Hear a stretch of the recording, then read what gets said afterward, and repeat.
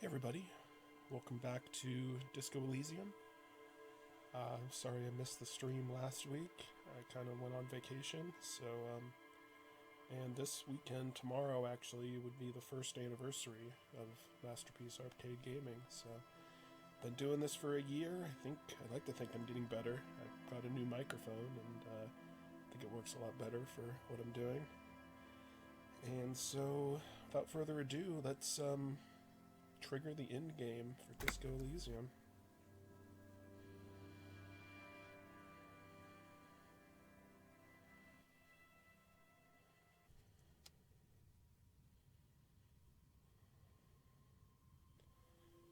Okay, I need to go to sleep. The bed is comforting, if a bit run down. Still, you've earned a rest. The place feels almost like home now, quiet and dignified around you. A new life by the seaside. You're incredibly tired. The darkness and warmth come fast. You're falling asleep.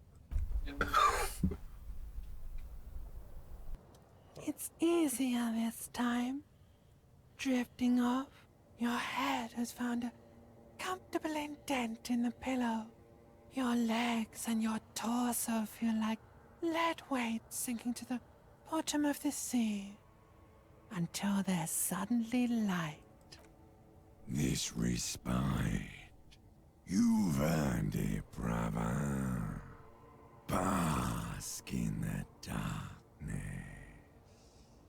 Let it swallow you up and swivel you around while you forget everything you've managed to remember.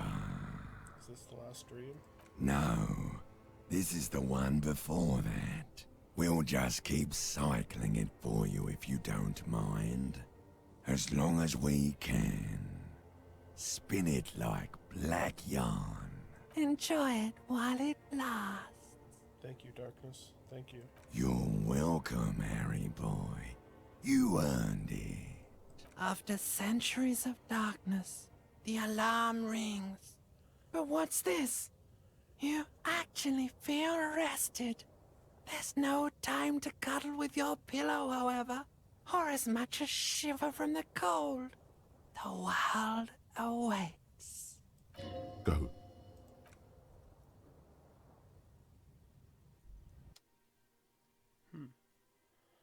I think that's probably a good sign that I've been playing well.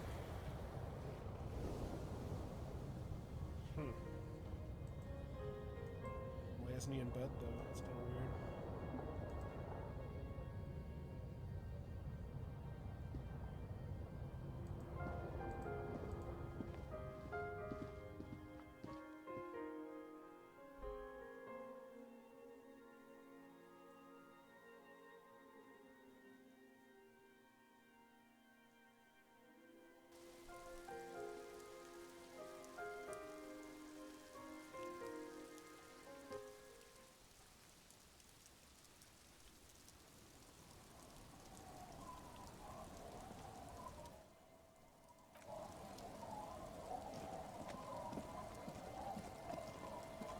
Okay, well, I don't need to go to the city.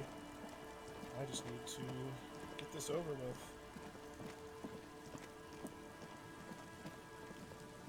So you may remember that I've already attempted to do what I'm doing here, but it didn't work. And now that I have Kim with me, it shouldn't be a problem. Actually, need to go this way. Isn't this where it is? Yeah, this is it.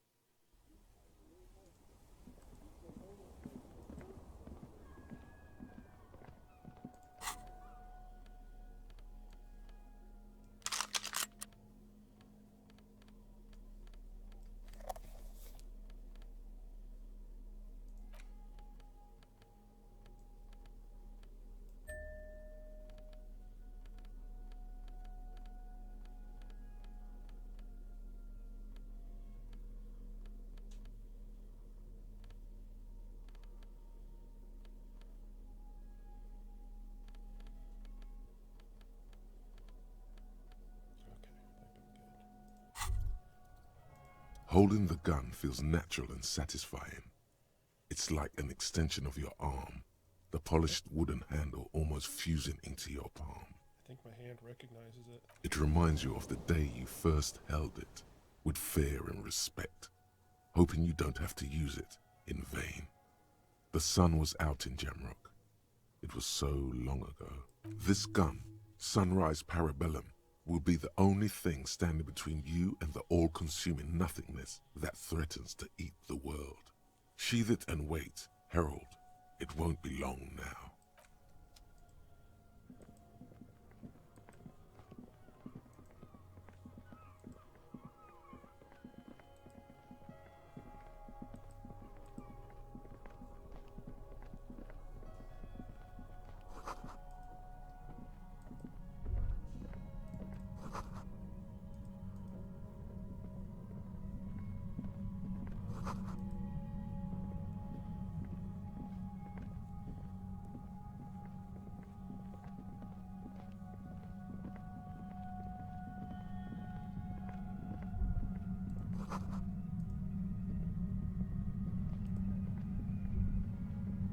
There it is again, like a swarm of hornets buzzing under your scalp.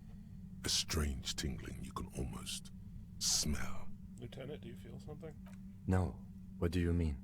A pain, like a strange tingling. I don't feel it, but we should still be careful.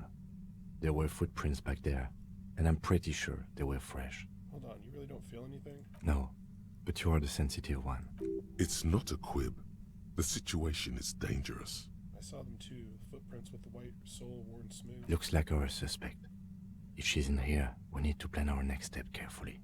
What do you mean? Once we detain a credible suspect, who knows what the Union and the Wild Pines will do?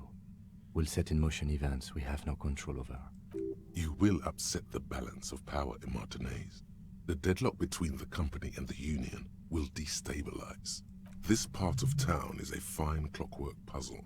Disturb its peace, and it will start breaking down uncontrollably. Keep calm. Go over the whole situation in detail.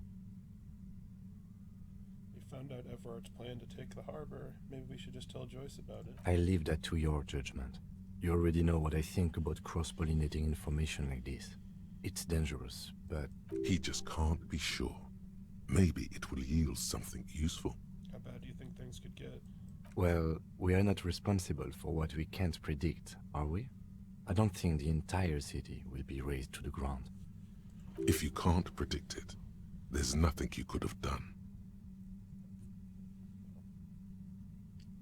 What do you think is waiting for us in there? I think I see a cavern. Maybe more cellars? I think we've been careful enough. We still have the element of surprise. I wouldn't be so sure. You haven't exactly been sneaking. Or maybe not. Either way, once we go deeper, there will be no turning back. Alright, I think I'm gonna just do a save here.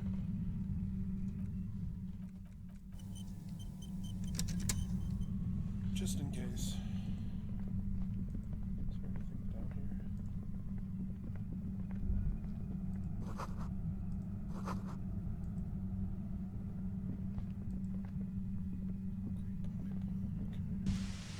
Suddenly, your entire body is paralyzed. Aggressive white noise fills your skull. A strange pain, like you've never felt before. Through the static, you hear a woman's voice. It's like 1,000 radio stations are being blasted into your head all at once. But her words are the only ones you can make out. I know you're feeling pretty uncomfortable right now. Don't move too much or fight it. That'll just make it worse. Can't say it's a pleasure, officer. I was really hoping not to make your acquaintance. But here we are. The voice coming through the whirlwind of pain is not malicious. She doesn't want to hurt you, but she has to. Doesn't wish to hurt you, not according to your ear canals. Wait, no, not even your ear canals. This is going directly into your neural pathways. No, buddy, that's not going to help. You can't shield yourself from this. It's an entirely new type of experience, way worse than all the previous ones. Don't focus on the pain. Focus on doing your job. Tell her she's under arrest. Under arrest. Really now? Check this out. You're overwhelmed with a new surge of violent static. It feels like a blood vessel exploded in your brain. What's happening to me? I'm using a pale latitude compressor. You and your partner have been caught in its field. The explosion of static you're hearing, it's the ULAN frequency, blasted from that pale emitter that Angus mentioned. Saw your equations. It's the ULAN frequency. Saw my equations? You've been sniffing through my lorry, right? I expected as much. I am a bit surprised you knew what you were looking at.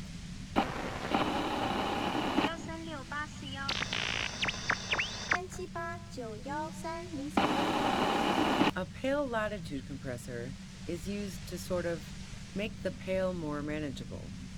With a lot of these, you can force a radio signal grid on the pale, literally crunch the distance across it. Signals are relayed across a series of repeater stations fixed to buoys. Not a fun job manning those stations. All alone out there in the pale, people lose their minds in just a few years. So, what we are experiencing is a concentration of radio waves. Precisely. This is an industrial strength paraboloid. It's meant for forcing dimensions on something that doesn't have them. Needless to say, the frequencies used are out of this world. At the upper limit is the large prime number generator station. It's used specifically for pale latitude compression. That's why you may be hearing some numbers. But you might also hear, or think you're hearing, local radio chatter. She's been holed up in here for a while with no one to talk to. Keep her talking, and you just might get an opportunity to break loose. How did you get your hands on this thing? I built it myself. And she's proud of it too, as she ought to be. This is way beyond your abilities. That's illegal. I'm guessing it's patented. But we are beyond that, aren't we? Oh yeah, way beyond. Will I stay like this forever? No. Once I shut down the compressor, the pain will end. It may take a few minutes for you to steady yourself, though. It's a bit like waking out of a very confusing dream. 3, 4, 5, 4, 7, 9, 7.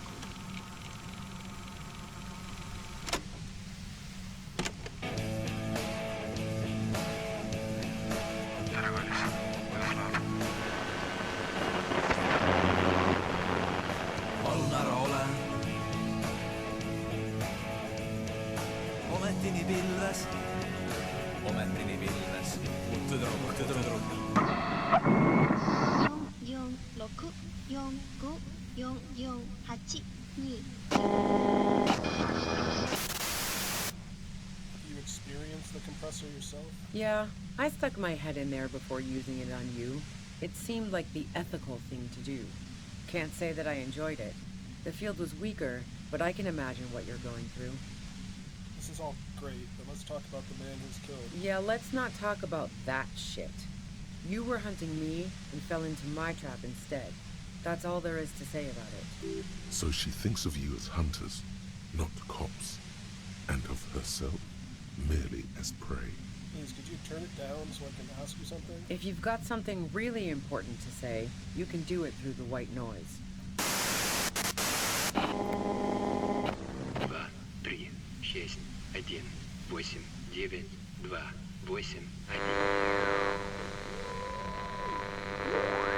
You're looking for a deal on mattress.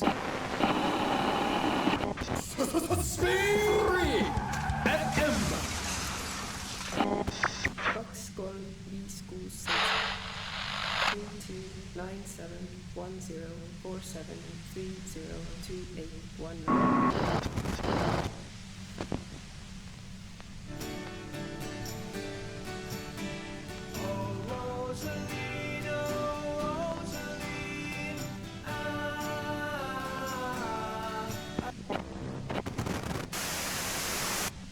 Then this... God damn it. Fine. If you really want to talk, I can dial it down. I've also got a gun, by the way. The gun she's carrying is a 2-barreled front loader, not like the murder weapon. Well, it doesn't feel much better. but you can form sentences now. Thinking doesn't seem to hurt as much. Just keep her talking, and you'll get through this. How did you know we were coming? I heard you in the passages, and I've been preparing for quite a while. By hiding bullets under the floorboards? So you found my shack, huh? I'm not surprised. Her tone is bitter. She thinks she's been betrayed. She didn't rat you out, by the way. Isabel, the washerwoman. So nice. That's one knife I didn't want to find in my back. As opposed to the other knives she's finding there now. Hardy for one.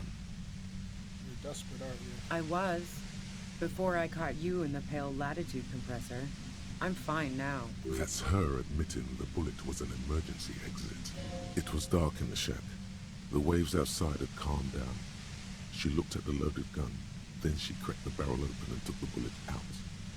Not today. Did you shoot Lele? No, I didn't do it. I only helped stage the lynching, though I doubt that makes much of a difference to you. Who ratted me out, by the way? Was it Titus? No, he wouldn't have broken first. It was your girlfriend. She cracked. Nah, she didn't crack. She's a survivor. If she told you anything, it was to save herself. But she couldn't have known I was on the coast. How did you find me? Your own boys told me you were on the coast. My boys? Yeah, the ones you poached from Titus, and Titus himself. What is this? I thought Titus and I had a decent collegial relationship. Oh, doesn't even matter. How can they be my boys when they're not even my friends? And those guys liked me, I know it. This is what happens to people whom people like. A dull despair is creeping into her voice. How the fuck do the rest of you get by? Wait, wasn't it you who called me the human can opener? It's not personal. I opened them up. I did, didn't I? Now you've come for me.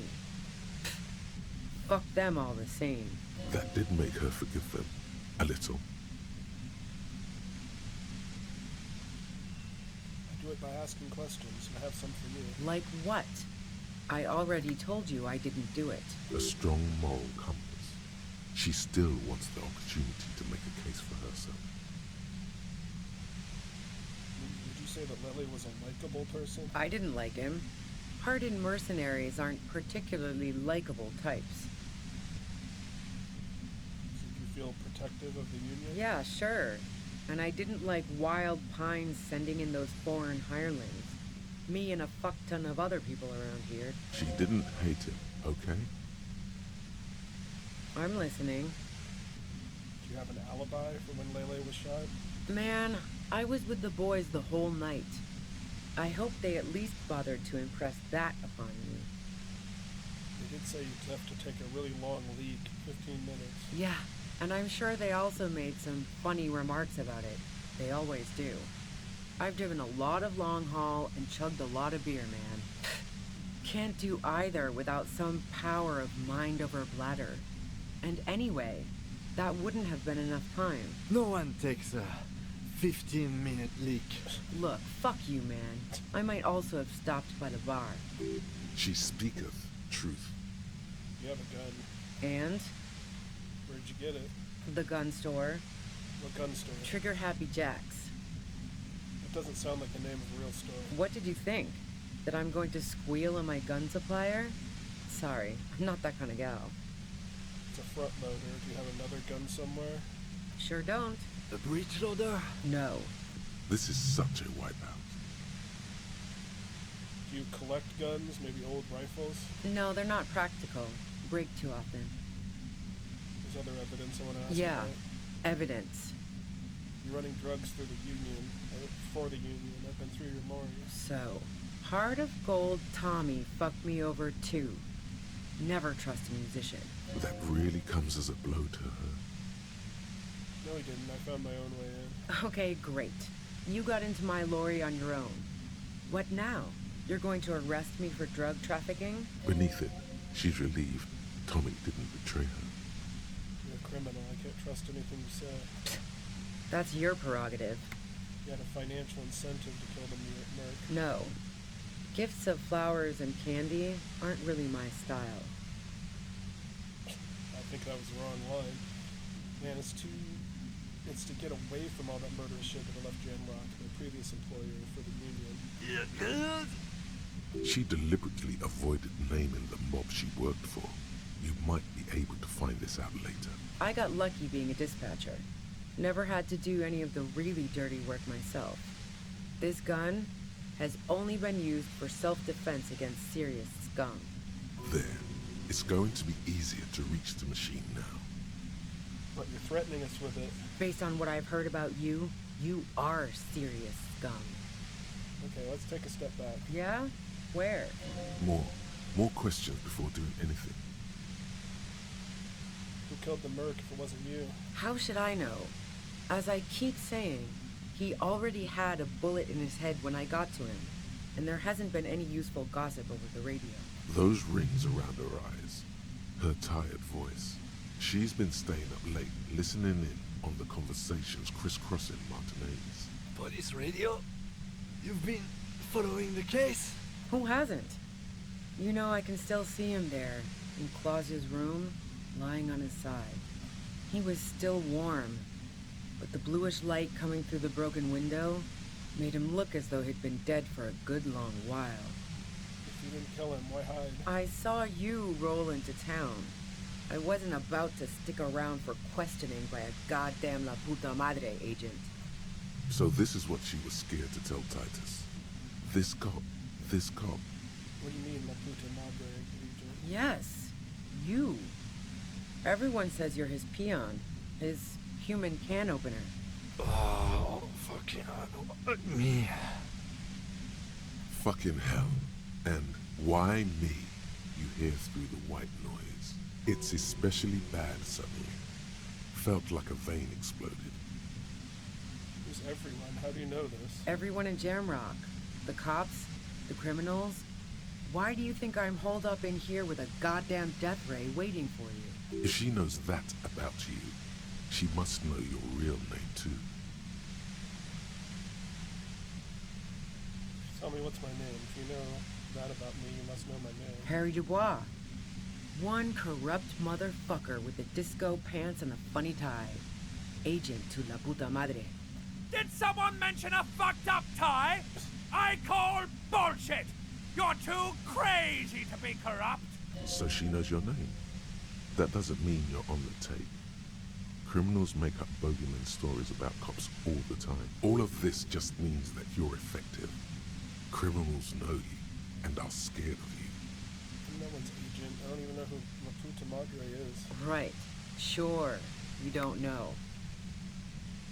Could you tell me about it? I'm sure La Puta Madre himself will explain it all to you soon enough. What'd you do to this Madre anyway? You've been to my lorry. You think the biggest player in Jamrock appreciates competition? And now I have Harry Can Opener in my lair. Fucking Titus. She's not going to change her mind that easily. She still perceives you as a threat. Wait, one thing, possibly small, but she said you rolled into town. Was that you singular or plural? She might know something.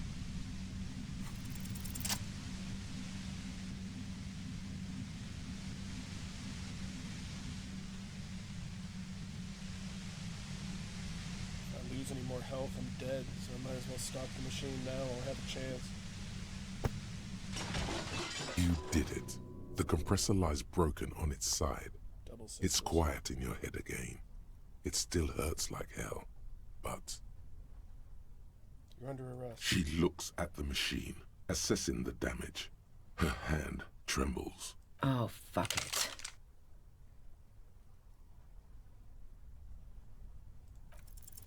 She's truly desperate. She thinks she has no other options. You need to give her options. What options? You know. Maybe I can still talk her out of it? This is how you talk her out of it. It's the only scenario in which she lives.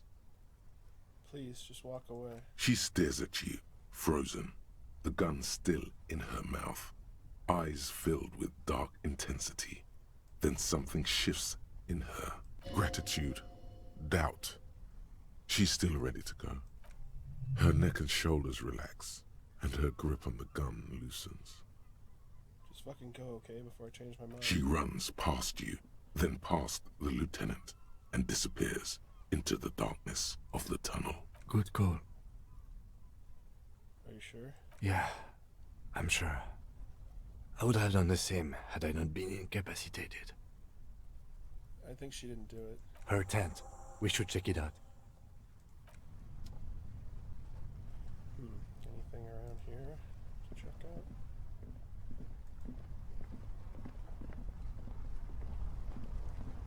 Cooking utensils. Ooh, nice.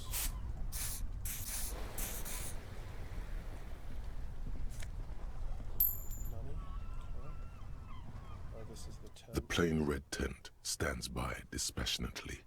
It was pitched by practiced hands. She's used to camping out. The tent looks old, but well maintained. In the darkness of the tent, a rolled-up sleeping bag, cooking utensils, some books, and a kerosene lamp. It reeks of cigarettes. Shine flashlight on the books. Assorted soft covers, mostly pulp horror. A motor carriage lies buried in the snow on one cover. On another, a ghost airship. You also see a collection of radio enthusiast magazines. See anything? Rager Monthly, Journal of Material Science. More Technological Digest. One of the magazines doesn't have images on the cover. It's not a magazine, it's a leather notebook. A notebook. You pocket the worn brown leather journal a trusted friend left behind. We should read this immediately, like right now.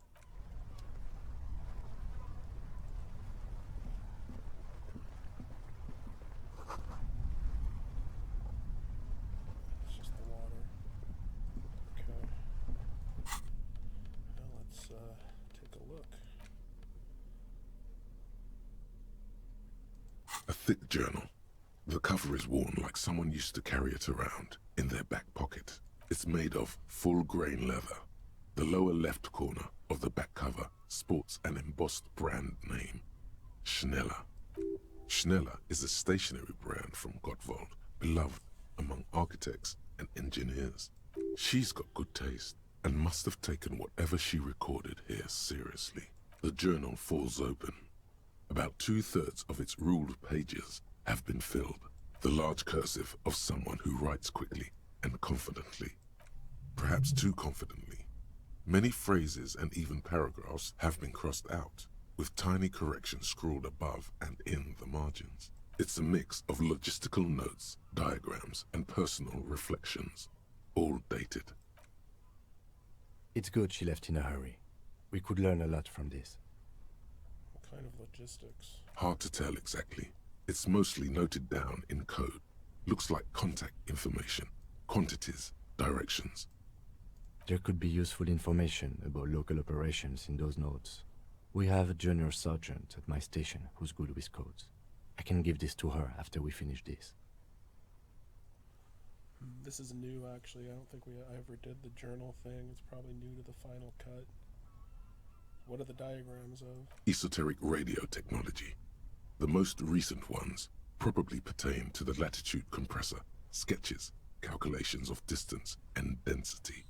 You make out a familiar spiral shape.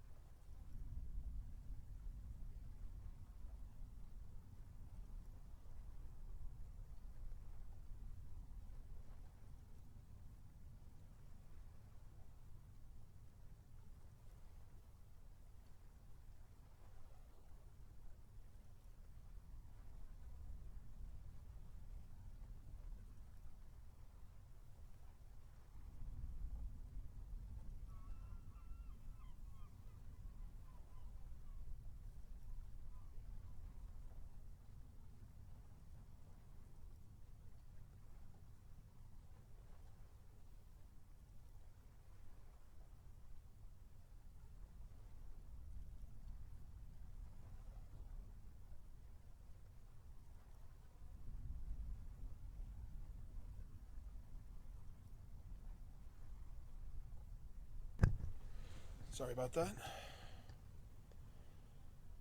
Anything personal? Short, wry observations of people and places. Probably a way to pass the time on the road. Also, what appears to be attempts to sort through some difficult decisions. There are a few passages with many questions in them. The way some of those question marks trail off into ellipsis. She was going through a tough time. Staff issues. Always tough on the leadership. You smell traces of betrayal. How far back do the entries go? The first entry is from August 2nd of last year. It reads simply, I know my position is precarious. All I can do is make myself as useful as I can while looking for a way out. Remember, no one is indispensable. What did she write the day Lily died? Nothing on March 4th. March 5th, though, well, that's bound to come back and bite me in the ass. I'm bad at this. Loyal to a fault. But that's another matter entirely. You have no idea what she means. These are personal notes. Don't expect to understand all of it. Anything about La Puta Madre? That name isn't mentioned as far as you can tell. Small wonder. Would you talk about La Puta Madre in your journal? You do see an M, though. La Puta Madre. M is mentioned on March 9th and March 15th. Read the entry from March 9th first. Great. M's peon is coming to town, no doubt to investigate the lynching. But also, I feel it in my gut to finally put a bullet in my head while I'm napping in my lorry or on a smoke break. Well, I won't stick around just to twist my own neck by constantly looking over my shoulder. Then again, isn't that what I've been doing ever since I got the call? The call? Did M call her personally? Why? Were you supposed to find her, even apart from the investigation then? On M's request? No, you wouldn't do something like this. This must be a mistake. Yeah, this is a coincidence. I'd never kill people for a mob boss. The thought steadies your nerves. The journal stops shaking in your hand. Read the entry from March 12th. Been holed up here for 3 days now.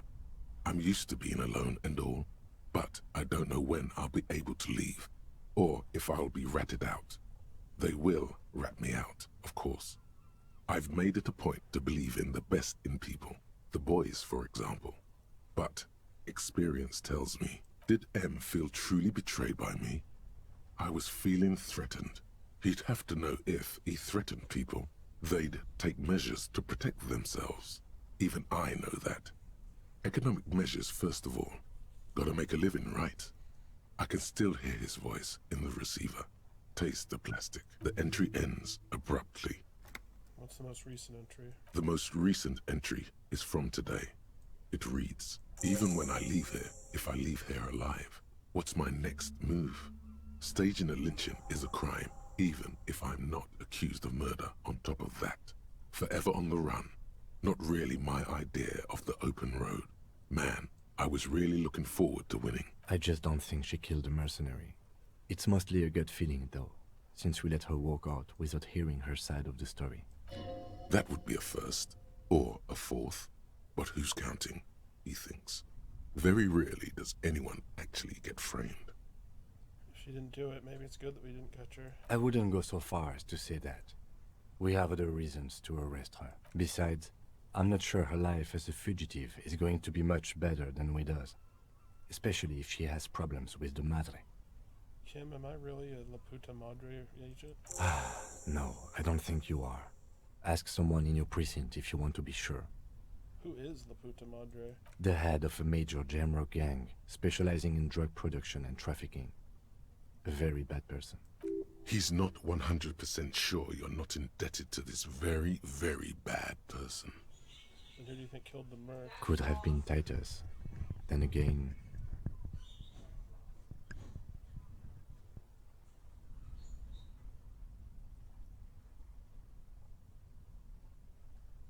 I don't know. Either way, we need to keep an eye on him. Somewhere along the way, we might have been fed a lie or two. One thing is for certain. We have business back in the whirling and rags. Questions to ask. We should get to it. Okay.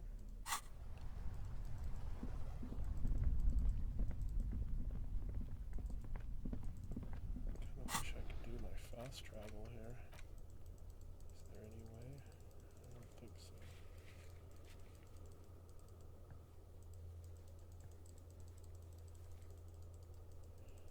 Never figured out the fast travel thing. Whatever.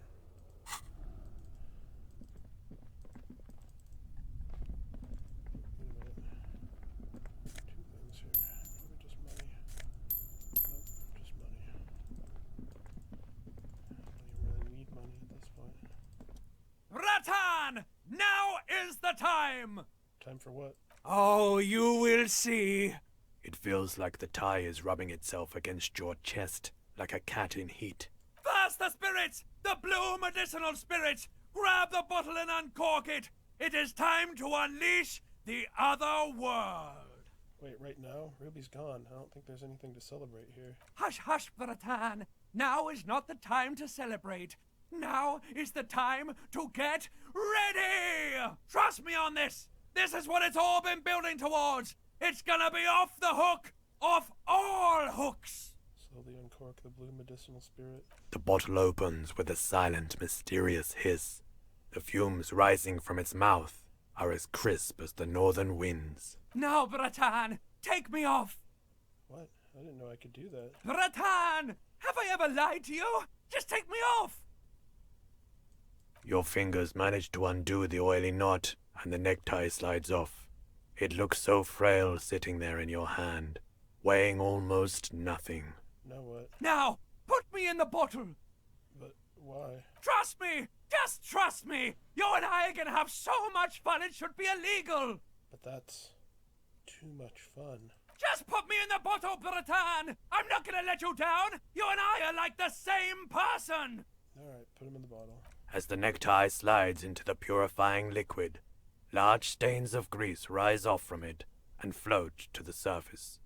There they quickly dissolve and disappear completely, cleansed by the blue spirit fire of 98.7% pure alcohol. The fabric looks almost new again, no longer like a disgusting worm of the lower intestine, but like a colorful and deadly poisonous reef snake of the insular Indian Ocean. So what next? The necktie floats in the bluish liquid with almost unearthly grace. Necktie? There is silence. Cork the bottle and put it away. The lieutenant has been observing you quietly all this time.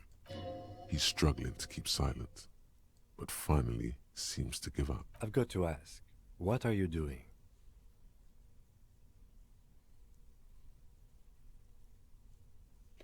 Okay, Kim, I didn't want to tell anyone, but my necktie has been talking to me lately. Of course it has. It started when I woke up in the whirling in rags. It's been talking to me ever since. And what has the necktie been telling you, if I may ask? We're buds, mostly goofing around. Okay, so why did you put it in the bottle? Because it told me to. Right, okay. Anyway, I'm glad you told me your necktie has been speaking to you. That must not have been easy. We're all under stress. This is turning into a great big mess. I'm not judging. Just keep it together. Let's go.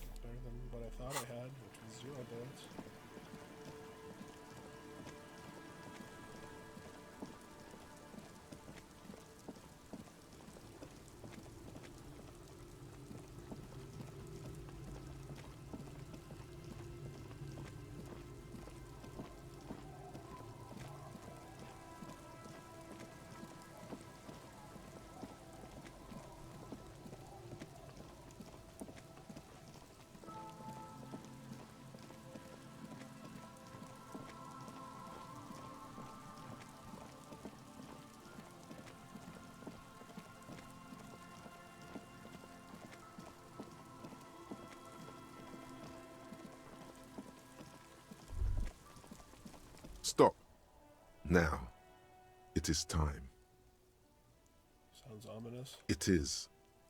What am I supposed to do? Your old friend has prepared you for this, at great cost to himself. Make sure you have the spirit bomb in your hand when shit goes south. You hear what sounds like an enthusiastic gurgling coming from the spirit bomb in your pocket. Not sure I feel ready for what lies ahead. Then you'd better get ready. Whatever happens, I've got your back.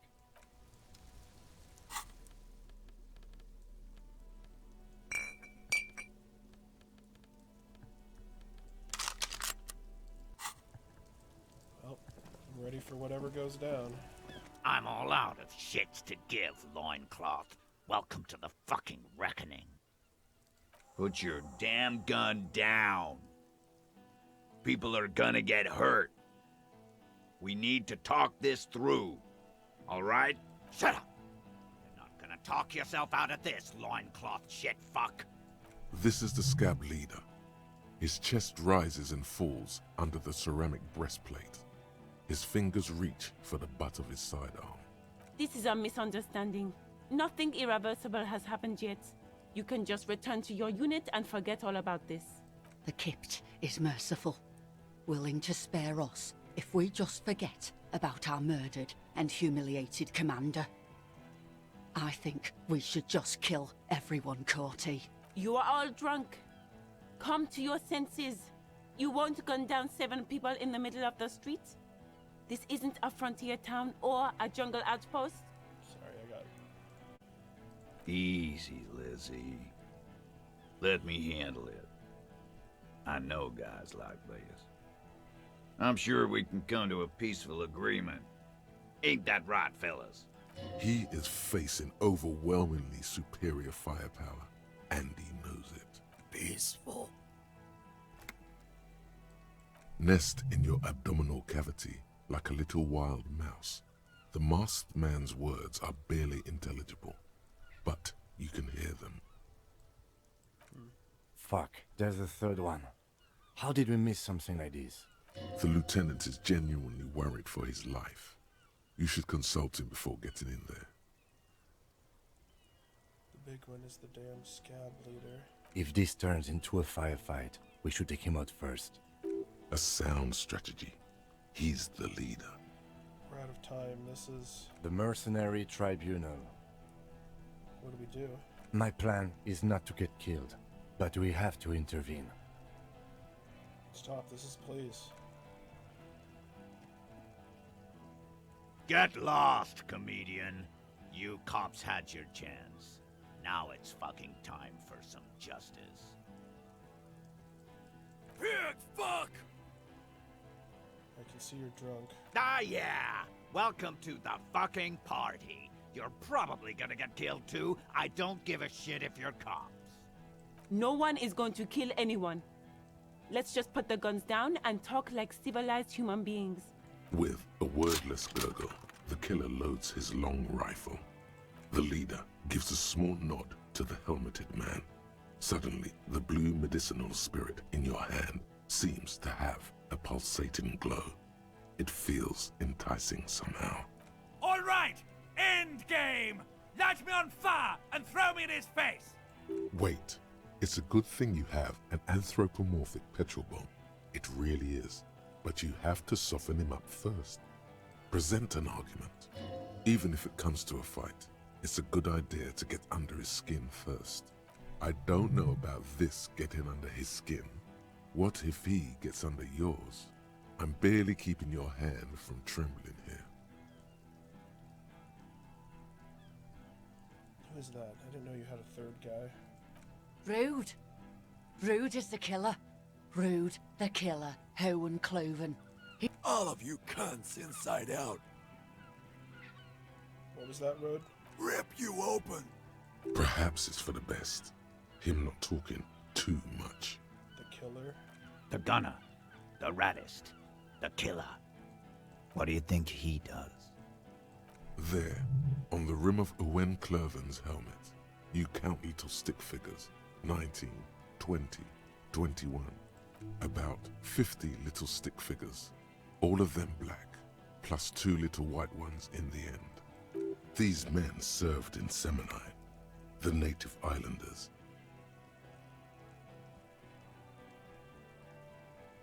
Good, I kill killers. What are we waiting for? Let's blow that pig fucking mouth off his face! Lance Corporal, just fucking shut up and wait for your order.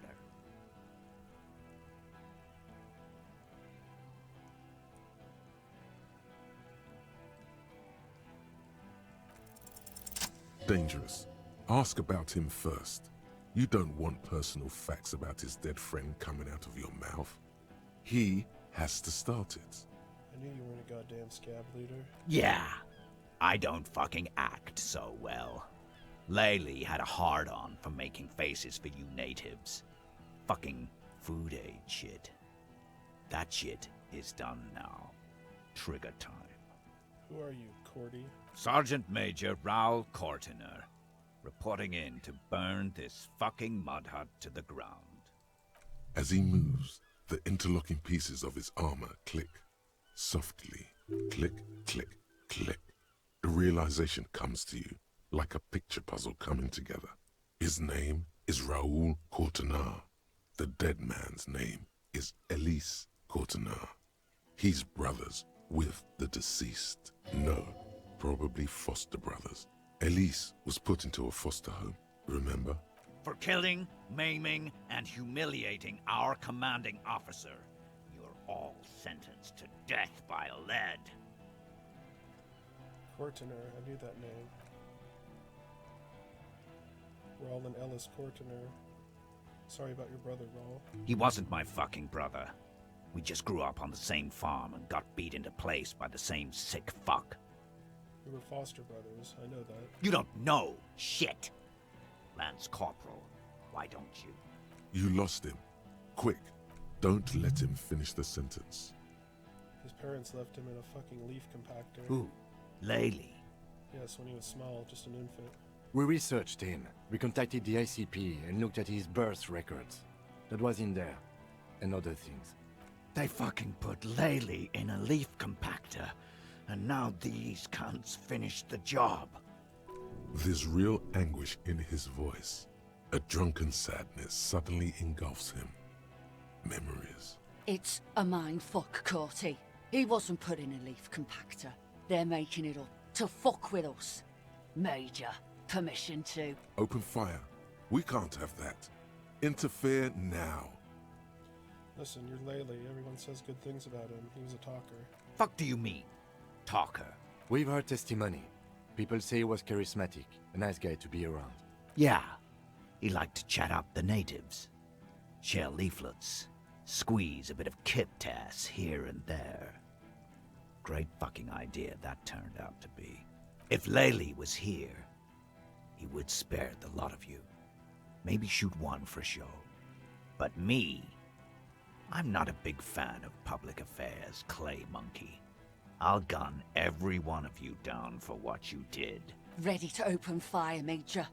At your command. This one isn't used to being suited this long. She's uncomfortable. We'll open fire just to hurry things along. He had blue eyes, didn't he, your brother? Baby blue, yeah. Like someone fucked up and put a baby's eyes on a grown man. It was creepy, but bitches like that shit, I guess. Or, I don't know what bitches like. I just know how to mow down cloths. Your brother did not deserve to go out like that. I promise I will find his killer. Find his killer? Cop, his killer stands right there, shitting his pants, and you're standing in the way, protecting them. I know what this tactic is, Silo Sam.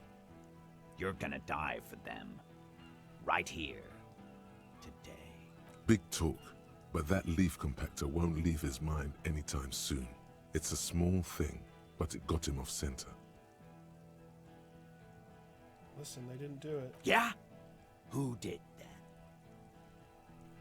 It was someone else, someone who's not here now. How fucking convenient. His fingers are twitching. That's a draw reflex. He's about to draw. He was shot from a great distance. A sniper did it. You think I'm fucking stupid, cop? What if I just shot one of your pals here? right now, huh? How about the kid?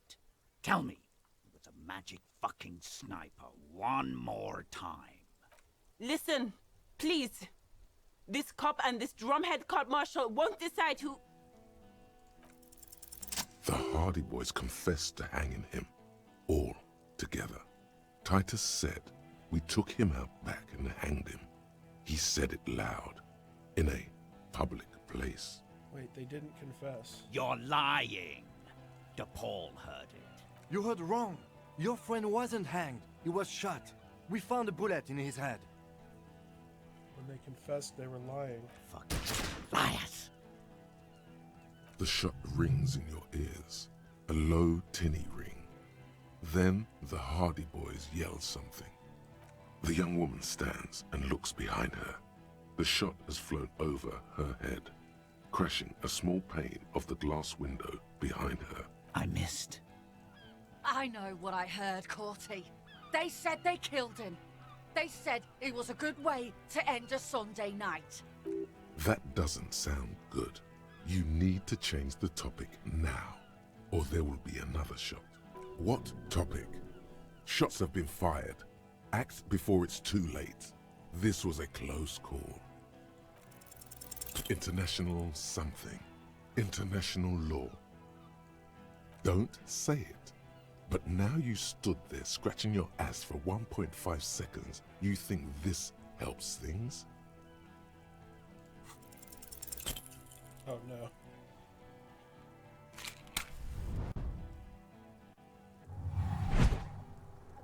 You throw the bomb and it's way off. It's a fiasco, Bratan! Even at this distance, you can still make out the ugly tie suspended in blue liquid. It looks extremely worried. Wait, what's the story between us? What? Like, how did I get you, or... You were a sad drunk who bought an ugly tie. Who gives a shit? Everyone is going to die because our plan failed. I have no idea how you're going to get out of this. No idea. What's gonna happen now? What's going to happen now? Everyone's going to die. What do you think's going to happen? So it's not gonna hit? No, it's off.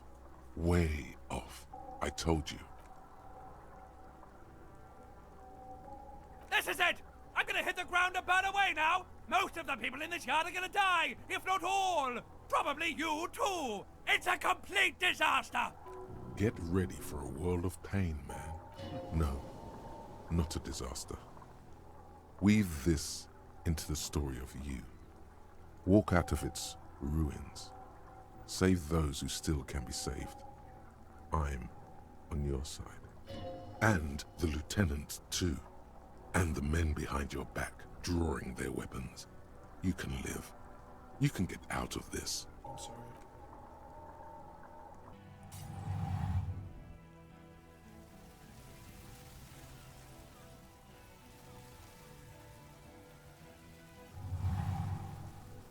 I bet you are! The fiery container hurtles toward the earth with a last wink of light. It shatters to 1,000 pieces. Around you, time starts moving again. The sounds of violence and panic.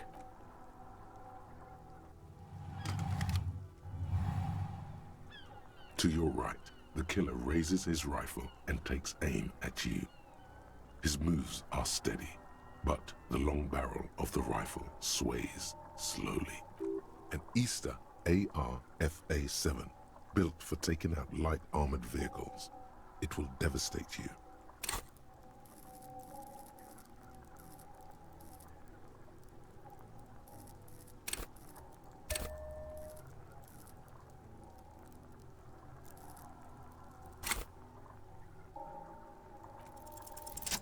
You leap left. A swarm of angry lead passes mere millimeters from your side, tearing fabric off your coat. Feels like the lightest of tucks. Stop shooting at me. The man tilts his head, trying to see through the clearing smoke for the next shot. Watch out. To your left, DePaul is about to take a shot too, at Kim. God, please.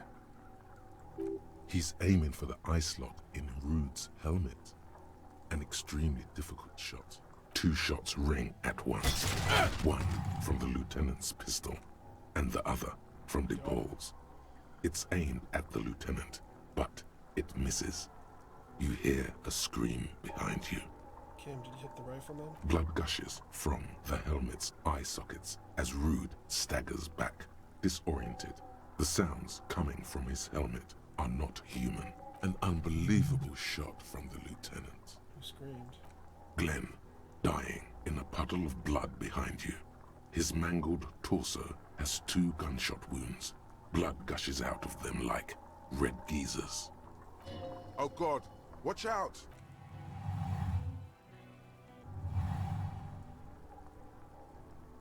You see 2 cold eyes looking at you through all the smoke and panic, and a pistol raised, aiming at your chest point blank, and then the man squeezes the trigger.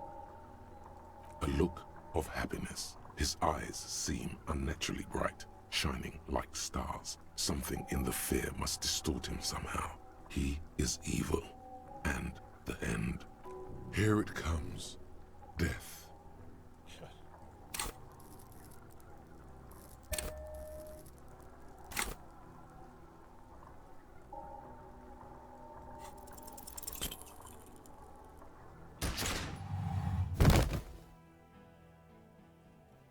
Pretty sure that always happens. There's no way you can avoid it. You can't. There is no time. Something inside your pelvis explodes.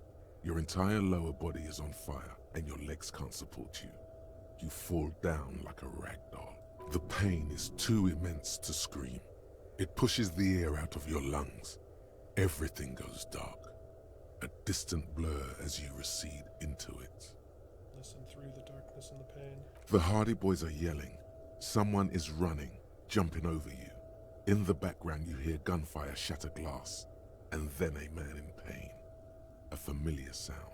It's Titus with a splat like meat. You hear bullets rip into him. His voice, still giving orders, grows fainter. A gurgle. He's not gonna make it. Feels slick and warm with blood. The pain is too strong to know what has happened there. Even clutching to your consciousness takes everything you got. Parts of me are missing. Most of what's down there. It's all gone. Open your eyes now. You have to see what's happening. No. It's just a fear. Even if... Who cares? No one wants you anyway. What do I see? Nothing. A persisting darkness. Dancing lights of pain. Distant shadows cast by them. Like a hellish play. You're bleeding out.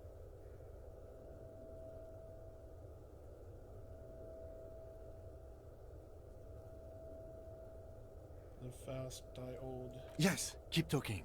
Stay awake. Look at me. But you can't. It's so hard. Your eyelids grow heavy, and the sounds ever more distant. And a cold comes over you. The lieutenant, too, is somewhere far away. Almost gone. When suddenly, you sense something behind him. A shadow towering. Someone stands there, raising his pistol at him. The lieutenant does not see it. He's pushing down on your wound with both hands. Scream immediately. He's gonna die. No, you say, and hand out your firearm to him. Your hand trembles, and your eyes are full of fear. That's all it takes. There is no room for hesitation. The lieutenant moves like a spring unloaded. He grabs the gun from your bloody hand and fires behind him. You hear a roar of pain, a death scream. The sound disappears like someone pressed stop on the tape. The hulking figure, too, is gone. And so is Kim. And the whole world. Fall into total darkness. This is death. One more door, baby. One more door. Will I be a ghost now? Brother, you already were a ghost. Up there, screaming along with all of them, scaring each other, haunting each other. It's the living who are ghosts. The dead are silent. They don't rattle windows or write letters in blood. The living do. Leave them behind. Rest. No, let me back into the fight. The fight? There is no fight. The fight is over. It was lost 1,000 years ago. You have laid here forever. Keep falling deeper. Take the door. He's not taking it. His body is not taking it. Oh God, no. He's not disintegrating. He's swelling up instead. Over the hours. Hurting. Moaning in his sleep. And rotting. And being disinfected. And smelling of drugs. And feeling saliva in his mouth. Drifting in painkillers. Thrashing in his wound sleep. He can't go. Not before the case is solved. There is a radio in the distance. A radio of the world. Playing sounds. Good morning, Elysium. Soon you will return to the world. Hours turn to days. Soon we will get up again and go through it again. Finally, we know what the infernal engine was outside. The clarion call. It was him. He is the infernal engine. He never stops. He only gets worse.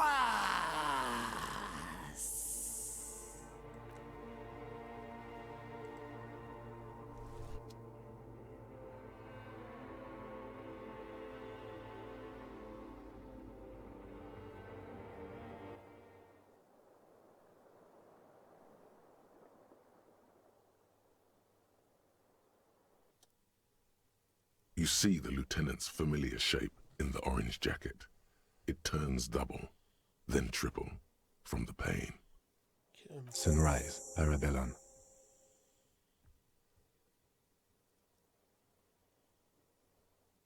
What did you say? Sunrise?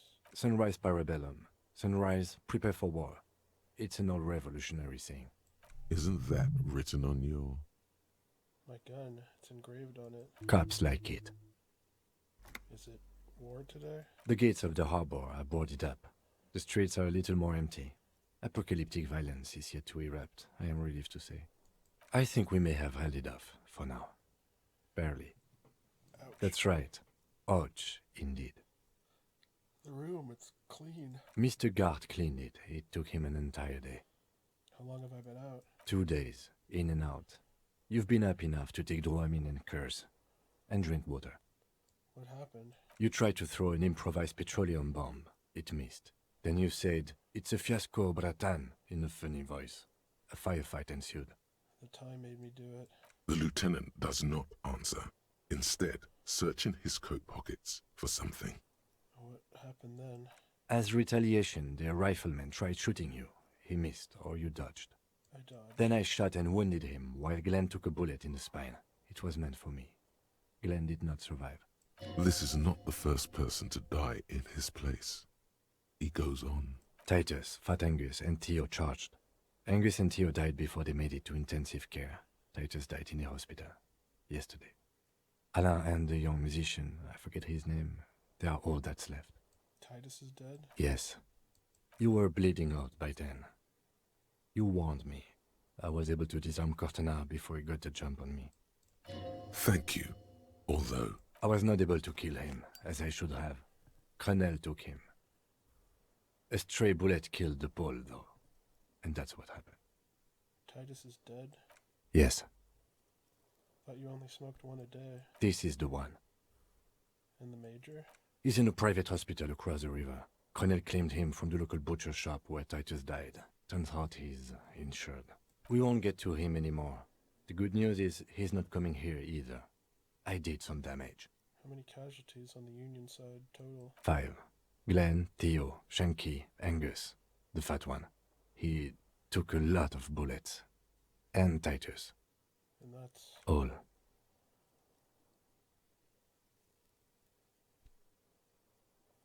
It's a total shit show, Kim. Yes, officer. 6 people are dead. It's not a success. But what's done is done. The violence is cordoned off. The Hornets did not get into the beehive. The worst scenario has not materialized. Yet. And we are still alive. Both of us. He did not expect you both to survive once you stepped between those two armies. His smoking, his hunched back. You have it worse, but he took a real beating. That cigarette has medicinal purposes. How bad am I hurt? Reasonably bad. You were shot in the left quadriceps. That's your thigh. The outer side, thankfully, no major arteries were nicked. The bullet was removed and a bacterial infection treated with mercurochrome.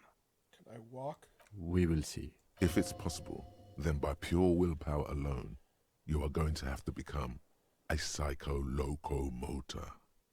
I'm a psycho-locomotor. Good. You'll need to be. Whatever that is. Has anyone from my station been to see me? No. A man and a woman sit in the front seat of an armored motor carriage. The woman is driving. The man lights a cigarette. Jean Vicmer is his name. The asphalt vanishes under the wheels of the machine. Ahead, harbor cranes rise to the sky. Back to that shithole, he says. Really? I called your station after the fight. The injury was logged in. They told me they've sent officers to join you on the site. Odd. You haven't seen any, have you? I'm sure they're worried about you. That means he hasn't seen them around while you were out. They're not really worried about you. If they were, wouldn't they be here? Sorry. If not my station, then who treated me? I did. Thank you. No need. Are you hurt? Not very. I have a concussion from the major beating me with the butt of his gun. I tried to not move too much. Things would be worse if you didn't warn me. Thank you. I did not see him coming. Stupid of me. Okay.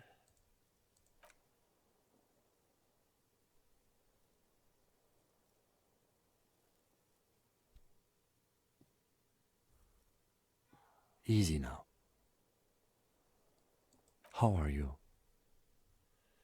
My disco days are done.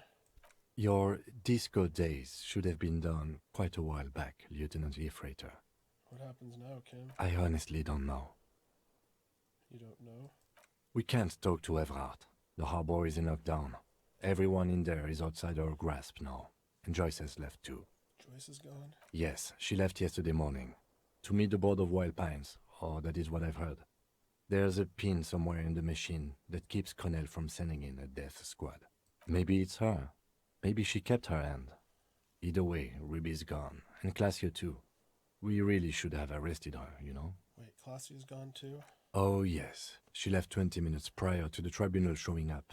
I asked Mr. Gart. Turns out it was a bad idea not to arrest her. But maybe it was a good deed that will pay off in heaven. Who would have figured? By the way, the lieutenant does not actually believe you will be spiritually reimbursed for letting her escape. You just have to live with it. Who did it then, Kim? Who killed the hanged man? I don't know. I think the theory you presented, it's someone else outside our circle of suspects, was right.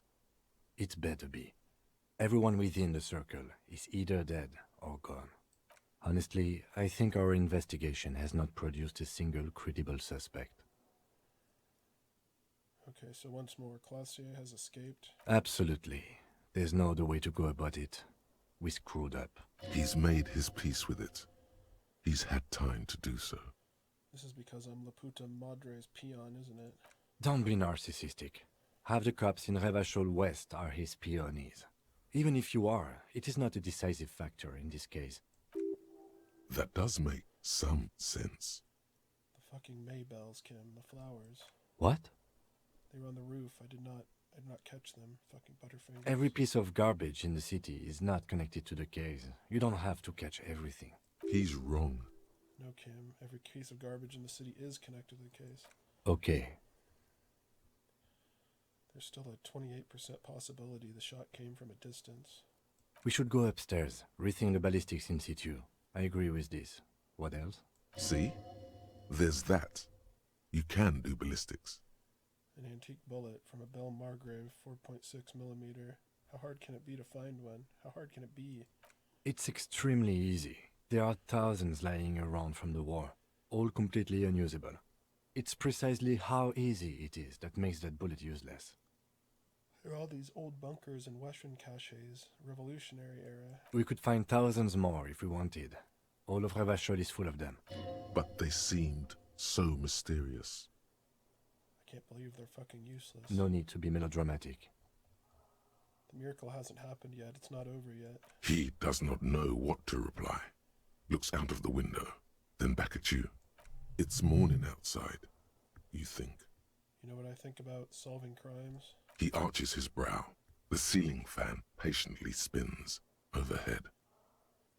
Solving crimes is hard. It really is very hard. That concussion must be making him dizzy. You're not ready to give up, are you? No. Are you ready to limp? I'm ready. Good. Where do you want to limp to? The lieutenant did mention doing more ballistics. Also, it's just close enough to endure the walk. They should check Clause's room upstairs. Why not? Another look at the window, perhaps? The one he was shot through. I don't know. I can't think of anything better.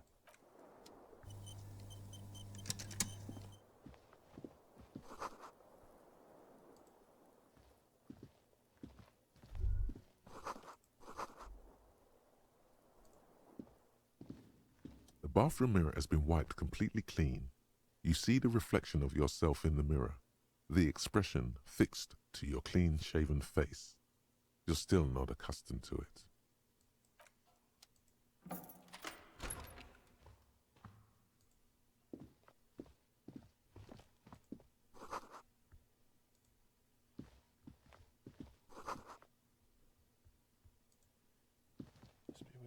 These papers bear the stamp of the RCM.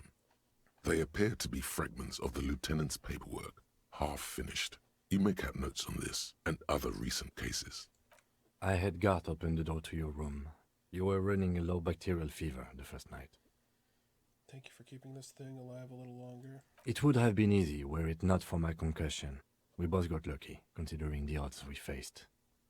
Let's go?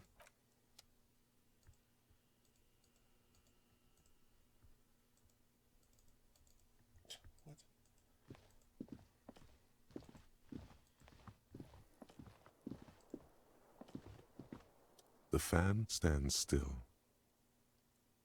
The lights are on.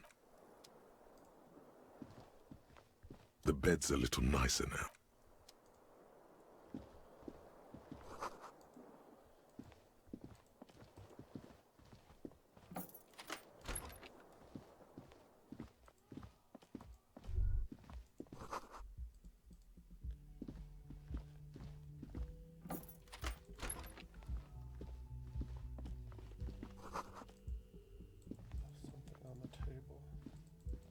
Next to the stack of bills, you see a note, a few lines jotted down in large, uneven handwriting, just as the writer was about to rush out the door. I'm sorry, I fucked everyone over. P.S. I didn't kill him. P.P.S. Gift upstairs. A gift? What could this gift be? I am not drawing my gun. Yet. But I don't like gifts. He says he's not, but his hand moves instinctively toward his holster as he studies the note. Relax. Not everyone is out to trap you.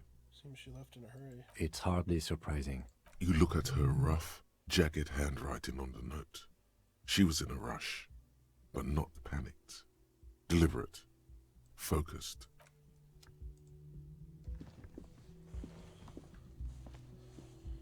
What kind of gift, huh?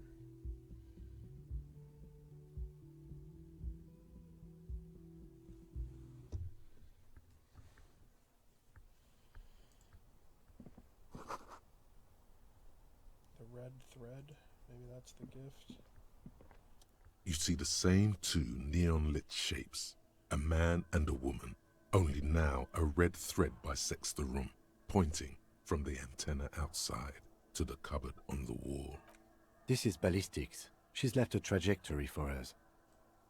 A ray of backward motion explodes from his mouth to the roof outside, A prime, to then widen into a radius of locations in Martinez, B prime, B double prime, and B triple prime. Where does the thread lead? It suggests the bullet came from the extreme upper quadrant of possible angles, from a point beyond the roof. B triple prime, the island in the bay. Is she trying to tell us the shot came from the islet? Unless she thinks the perpetrator was standing on the ring antenna. That is where the thread seems to point. How did she know how to do this? She was there that night. She would have known precisely where the bullet hole was in the glass. She had a long time to think about it after, standing on that roof, staring at the glass. It also looks like there may be more to her skill set than we know. The question is, should we trust her? This is her way of saying she's sorry. I find that hard to believe. But at this point, what difference does it make? This is also the only point of origin that we haven't ruled out yet. So it is. For a second he seems tired. You seem unenthusiastic. I just haven't gotten a lot of sleep these past few days. He doesn't really believe this will yield anything. Maybe we need to go back to the island. The wind blows in from the open window. The lieutenant sighs, looking into the cold distance across the water. I'm going to the island. Are you in? Of course, of course. I mean, how do we get there? Joyce Messier had her sloop, but she's gone. Lillian the net picker. She's tarring her boat. Ah, yes, of course. The village. Let's go.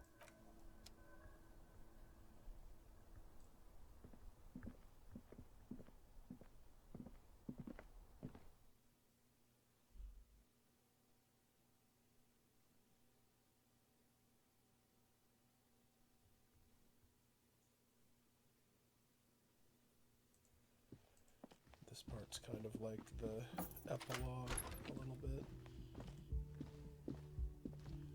Definitely the climax has already happened, where Harry gets shot. Wish that bomb didn't miss. That kind of sucked.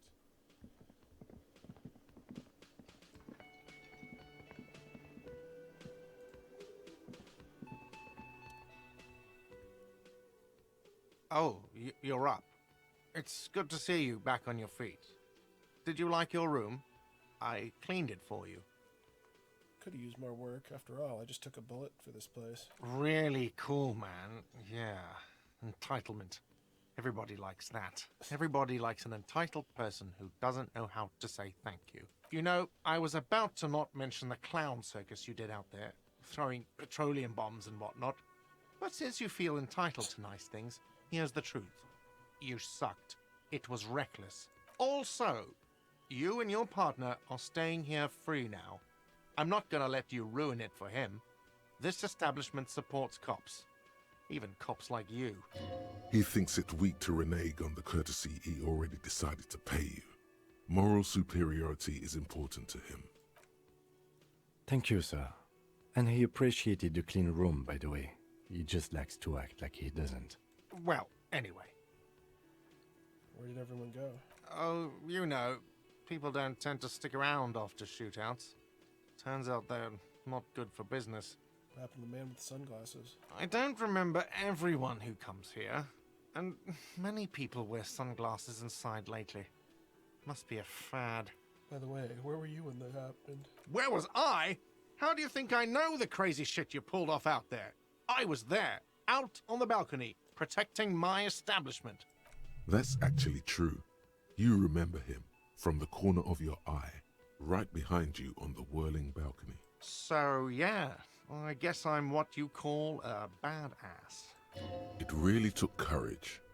Don't pick at him. If it's saying it 2 different words like that, it sounds like there's something wrong with your ass. Yeah, well, fuck you too then. You have any more questions or stylistic pronunciation advice? He's not too offended.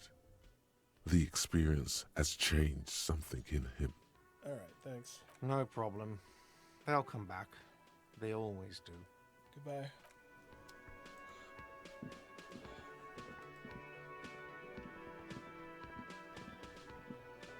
Hi again, gendarme. Bye-bye, gendarme. Have anything I can... Wait. Guess I can level them. Composure. There it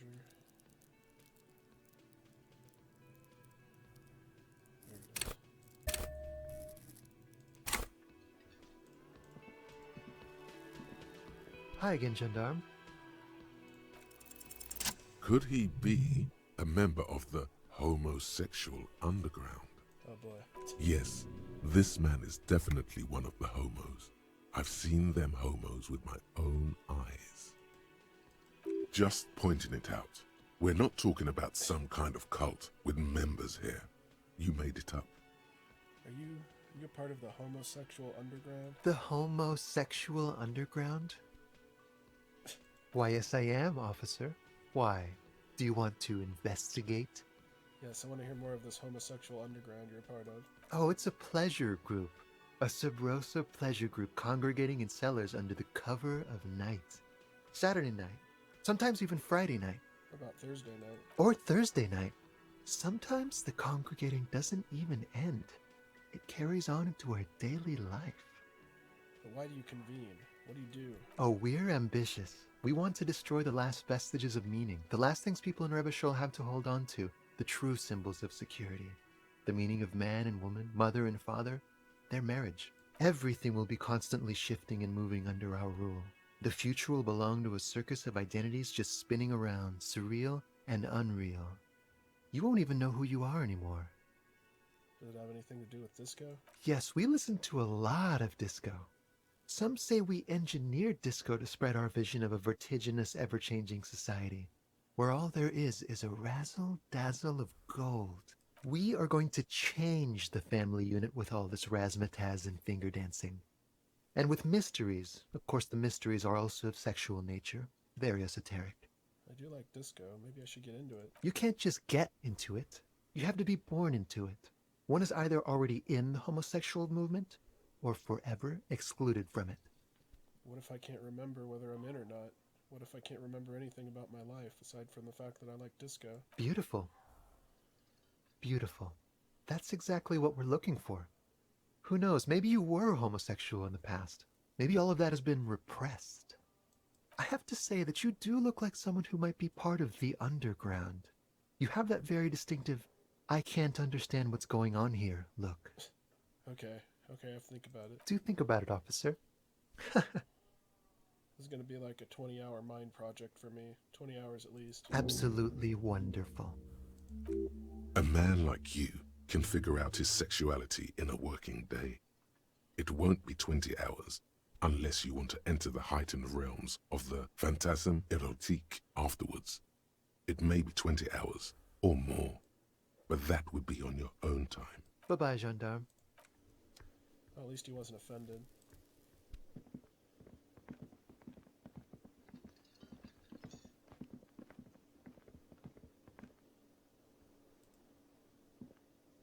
Yes?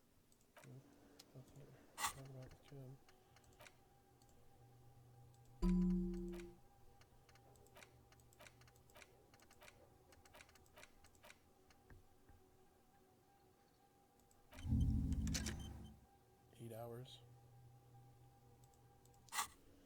Yeah, might as well throw one more on.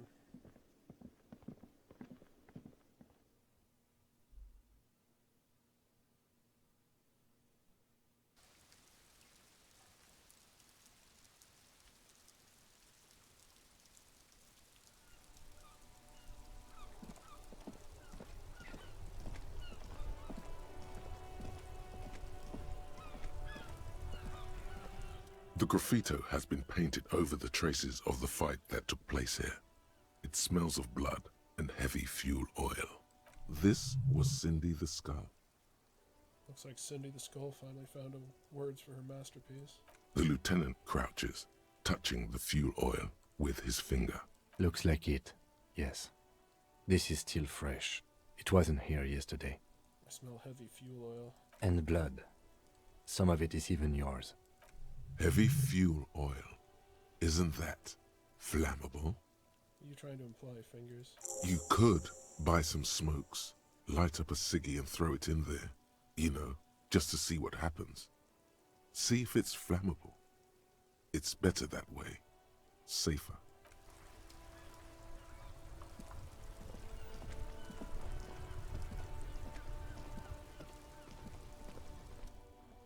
Mon Dieu, officer. It is worse than I thought. Believe me, I know all about that kind of pain. I've had hip trouble for the past week. Maybe it's time to slow down, enjoy life a bit. Anything I can do to assist you?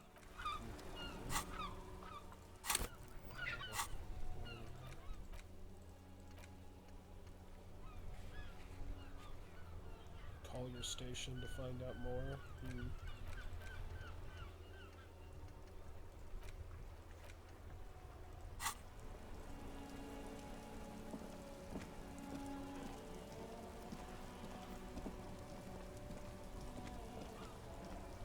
Inside, you see a set of steering levers, a radio microphone, a pull-out toolbox, and the soft This is Precinct 57. How may I assist you? Precinct 57, we've been attacked. I repeat, Lieutenant Kim Kusaragi and I. Something is wrong. Only static hisses through the speaker. Hello? No reply. Only the mindless drone of static crawling through the air. It's been this way for a while now. My guess is the Union is listening in on our conversations and jamming outward communications to protect themselves from Cronel. It only happens when someone mentions the attack. The rest is unaffected. Our best bet is to carry on like nothing happened. That is, if we don't want us cut off the grid completely. Isn't that dangerous? No more dangerous than stepping between 3 armed mercenaries and 8 Union men, I hope. I don't like it either, but that's the way it is. The street seems safe enough to me. If anything, taking out the mercs made things calmer. For now, you can try calling again. Just don't mention the tribunal. And remember, they are listening in. Everything sounds okay. No drumbeat of total war yet.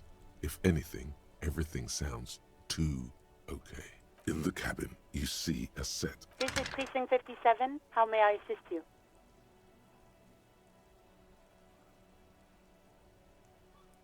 I was told I need to connect to my station, the 41st Lazarus. It will take just a moment, officer. Her voices fade out. Gottlieb, what you get yourself into this time? How'd you know it was me? I didn't, but now I do. How's the drinking going? It's going great. I feel like it's really helping me with this case. Great. Have a medal. I have an autopsy to attend to. An autopsy of one Chester McLean who died of fish poisoning. Fucking, I'm not dead. It just hurts, okay? I've been shot. Ah, it's you. Walking, talking, though. Yes, but... Great. Any other complaints? I guess that's it for now. Mm-hmm. Anything else I can help you with, officer? 57. In the cabin, you see a... Oh, so much for asking anything about that. Whatever. Let's see.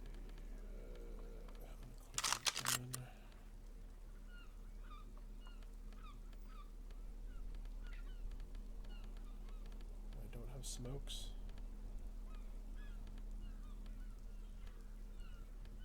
I can buy more. Could have sworn I still did. I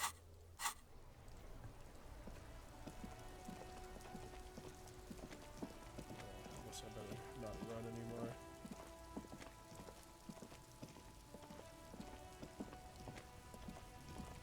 I need to buy some smokes.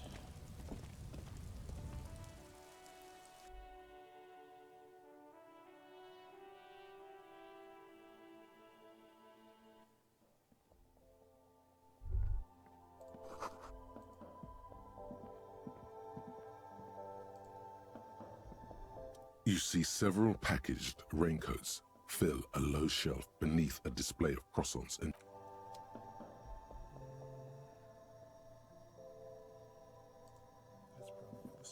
A colorful display of... Again, I'm obliged to inform you that both alcohol and cigarettes damage your health. Here you go, mister.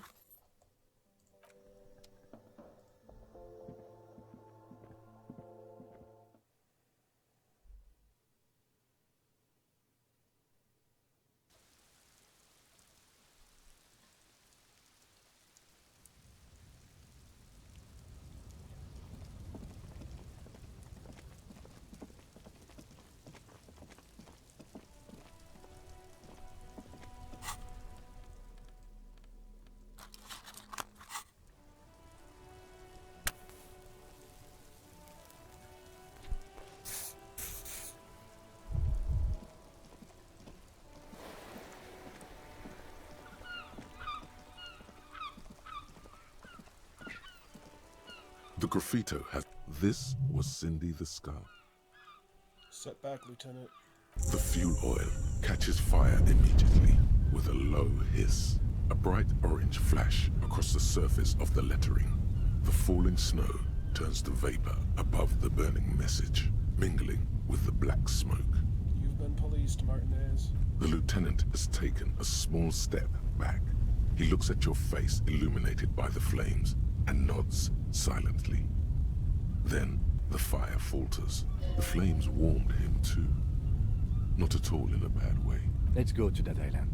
Slowly, the flames subside, the fuel burning out. The air still smells of mazout and springtime.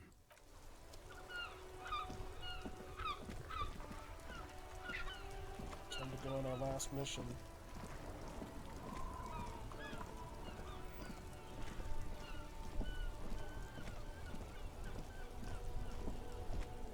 Harry Dubois and Lieutenant Kim moseying off into the sunset.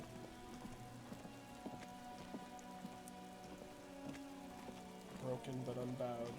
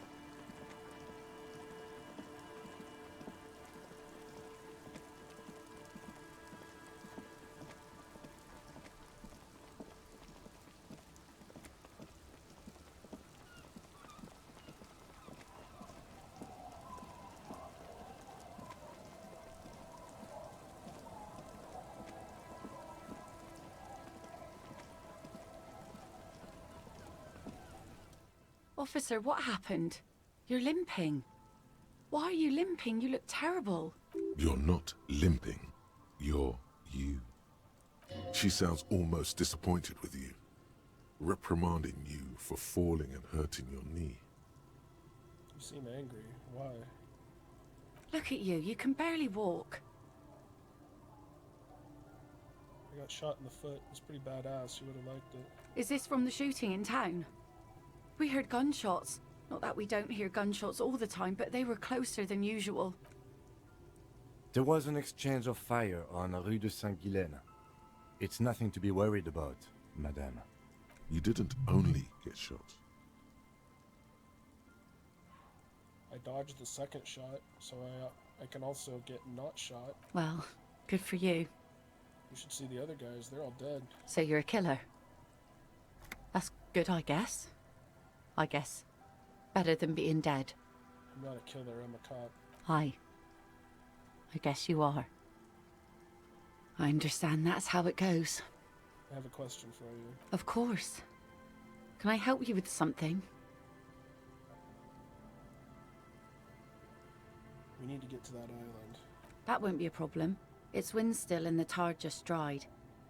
We've got 2 days of relative sunshine ahead. Can we borrow your boat? If you promise to bring it back. And no scraping the hull. I just got it nice and yellow. And no drinking on the boat. And no joyriding either. Of course, ma'am. It's only for a day or two. Official police business. Aye. What if I want to rock? See, that makes me not want to lend you my skiff. On a boat, rocking leads to capsizing. That there is an absolutely 100% rock-free skiff. You got that? 2 days of sunshine. I just got a bacterial infection. I'm sad to hear that. Take care of that with ether, will you? Don't get too many RCM men round here. Be sad to lose the first one. That's cool. You boasting your bacterial infection like that. What's on the island? Nothing. Just ruins. Used to be some kind of fortification there before the war. For the communards. An anti-aircraft gun, I think. Bombed to bits in the landing. I haven't been there myself, always steered clear of it. Hasn't been there herself. Who has then? You said you haven't been there yourself. Who has then, if not you? My husband used to drink there. Him and his drinking buddies. Always seemed like a bad place to drink to me. People died there during the landing, you know. My mother told me. This must be one of the many fortifications that was used in the dying days of the revolution against coalition forces before they took this city. The kids sometimes go there too.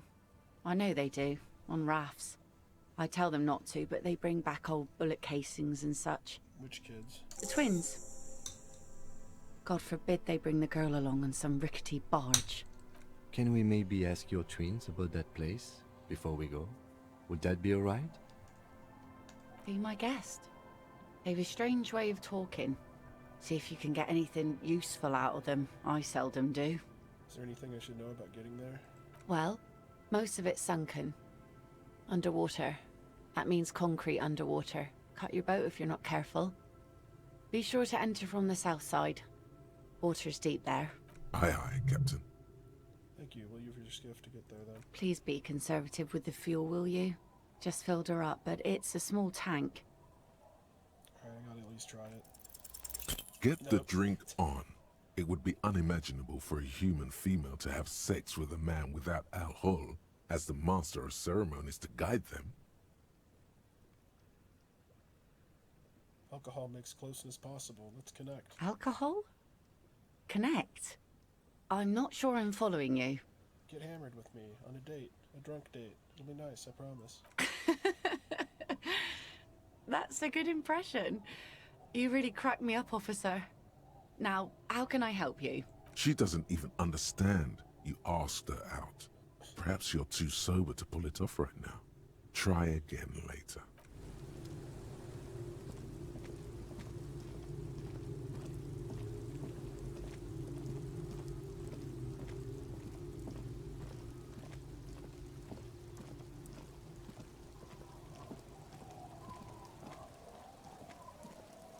The scruffy-haired little boy kicks a stone while the other watches him do it. Okay, kids, you've been to that island, right? On that island? Yes, that one. I need to know what's there. That's, nothing. It's just a seafort and some plants. You can take a raft there. It's great. And we make a fire. We make a fire. Mm-hmm. Gather the sticks for the fire. And bullets. Or not real bullets, empty bullets. Bullet shells. There are a lot of them left over from the war, but this could be important. Wait, you mean shells? I don't know what these are. What then? They're lights. The fire guy comes and asks us to put the fire out. Your nerve endings sting from the mention of a guy. They must mean a human being on that island, but it's cut off. Someone lives on the island? No. Yes. Let's go with yes. Why is he the fire guy? Because he asks to put the fire out. Why does he ask you to put the fire out? I don't know. He doesn't like it. He doesn't like people to be there. You shouldn't go. Yes. You mentioned something about lights? I don't know. Did you mean there are electrical lights? Yes. Is there anything else you can tell us about this guy? Age? Does he live there? No, he doesn't live there. I don't think. No, he lives there. Been there twice, 2 times. He doesn't live there. He isn't there sometimes. Anything else? What does this guy look like? I don't know. How come? We ran. He just yelled we shouldn't be there. Your father used to go to that island too, didn't he? Our father killed himself. Don't say that, he didn't. Your father did not kill himself. I don't know. Doesn't even have anything to do with this, you. Father isn't the fire guy. The two things are unconnected. Your question didn't make sense. Is that all you know? Is there anything more you can tell me about the island? Lights, fire guy. We should check up on that island. Bye, kids. Take care. Alright, let's check out this island.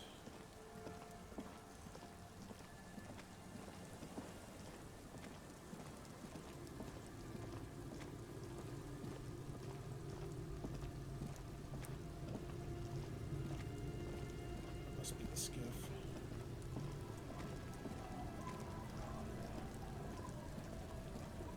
A skiff with a small steering engine in the back floats on the calm mirror of the sea. Its 2 seats are empty. Once you get in, that's it. One pull of the starter handle, and you're off into the bay. A strange trepidation comes over you. Are you sure you want to go now? Have you made all the necessary preparations? Closed all your accounts? Remember what the net picker said. It's a small tank. You won't be going back and forth on this. You take the engine cam, I'll hold the boombox. What? What? How else do we blast SAD FM on our way to the island? Fine. Let's blast SAD FM then. SAD FM is a radio station specializing in sad, slow rock songs. You seem to know its frequency by heart. Alright, let's go. Let's get this over with.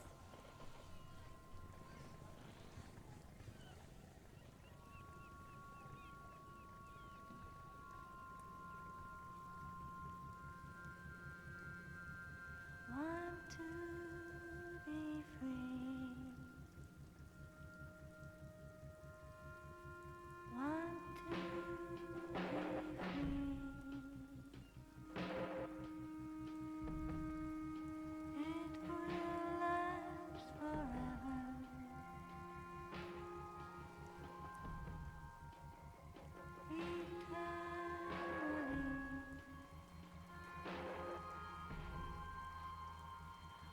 Want to be free.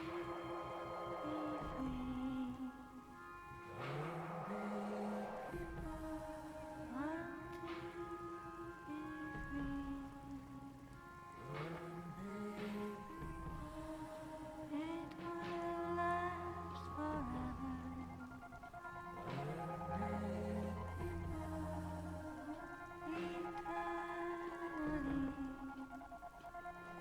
Eternally.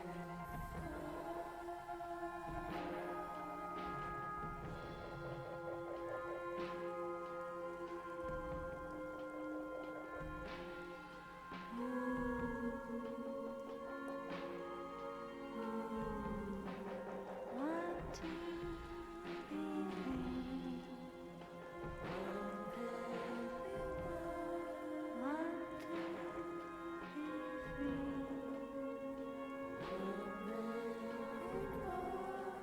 It will last forever. Want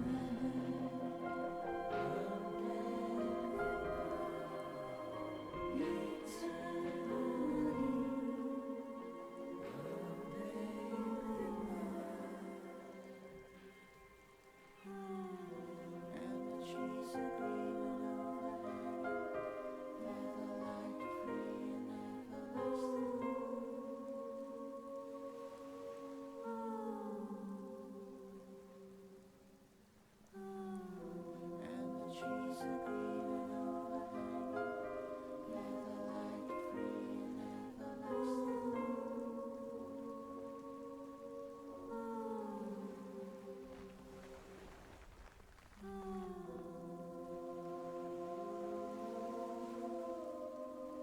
Want to be free.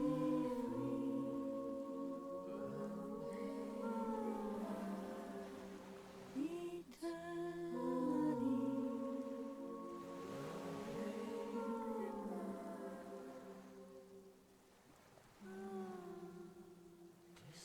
last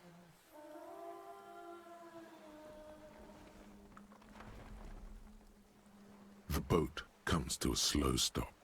The lieutenant turns the engine off. Then there's silence. In the silence, a sputter of wings. A flock of quails takes off in the distance. Let's go. Well, we're here.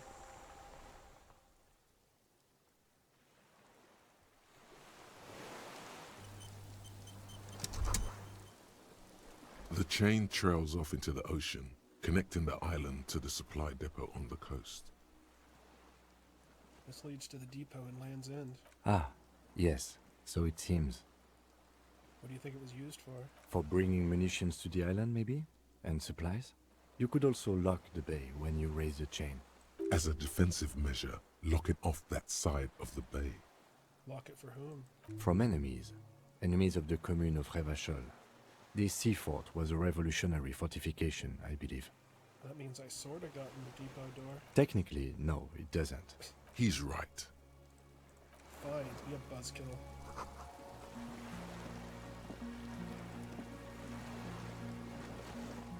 If there's anything down here, I'm just double checking.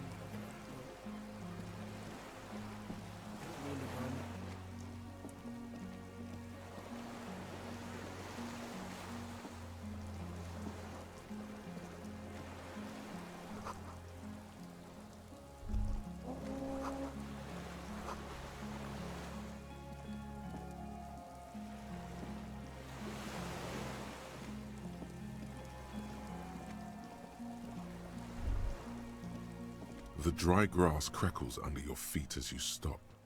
Far away, birds' wings touch the still surface of the sea. What's that flutter?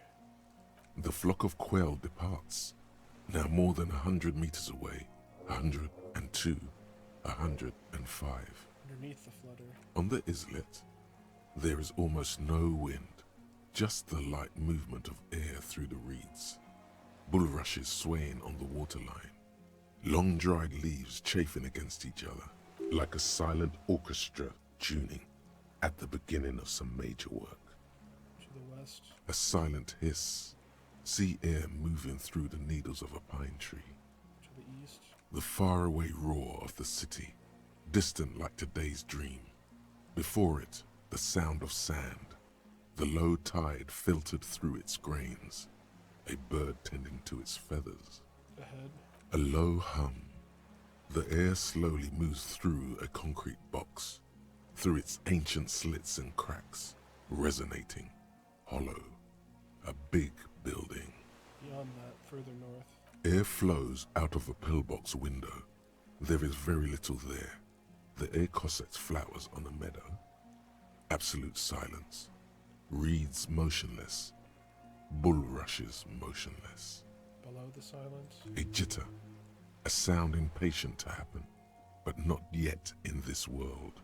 You hear some kind of limb fidget, producing an imperceptible tick. No, it's just your imagination. You can't hear such things. Kim, Yes?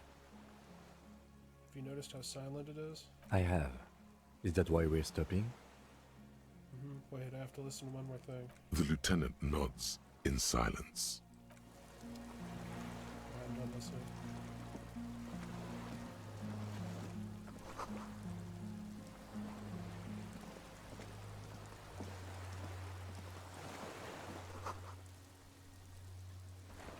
Star with little specks in it.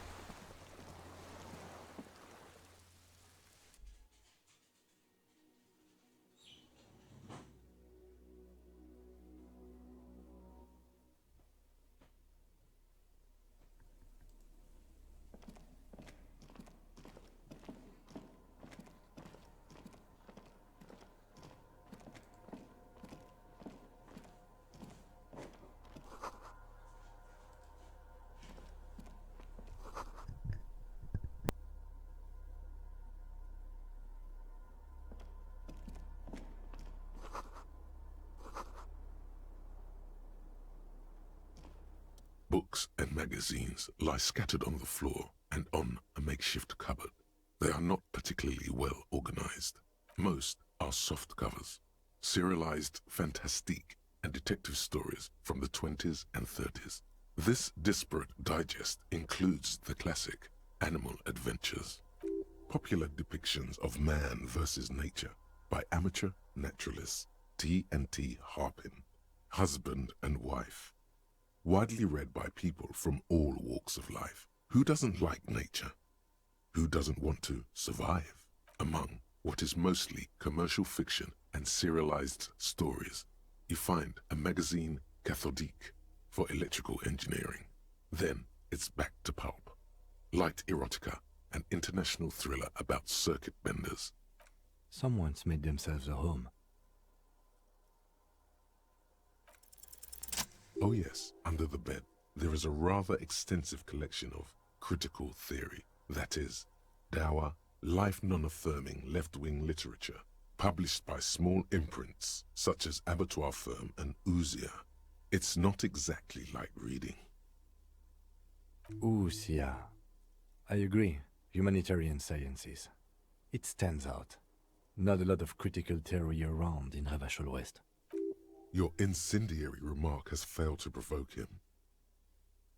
Whoever has lived here, they have some education and a certain set of interests. Interesting.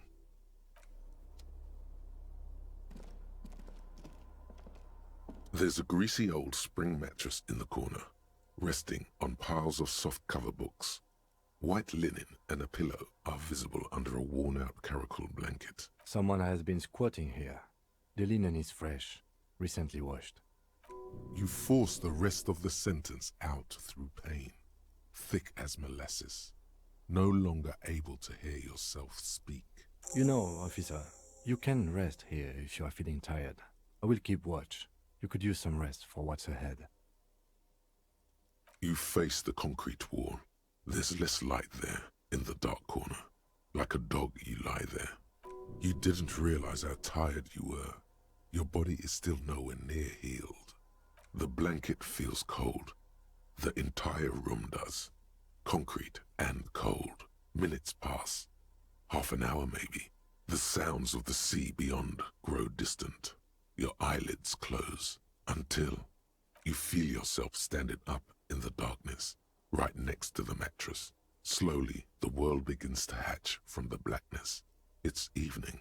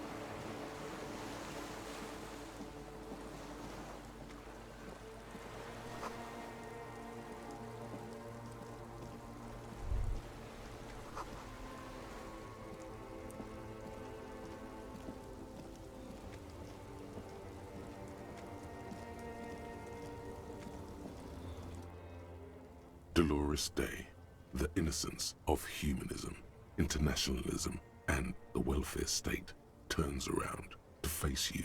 She has an airship airbag in her hand. She seems to be in a hurry. Okay, don't say you need to talk right away. Melt the ice first. This way you're already talking. But you don't even want to talk to her. She would only be cold and mean. Let her go. Let her go? This is the Holy Queen of the territories of Muindi and Insulinda. Think of the historic knowledge we could glean. This is a once-in-a-lifetime opportunity to win her back. Hey.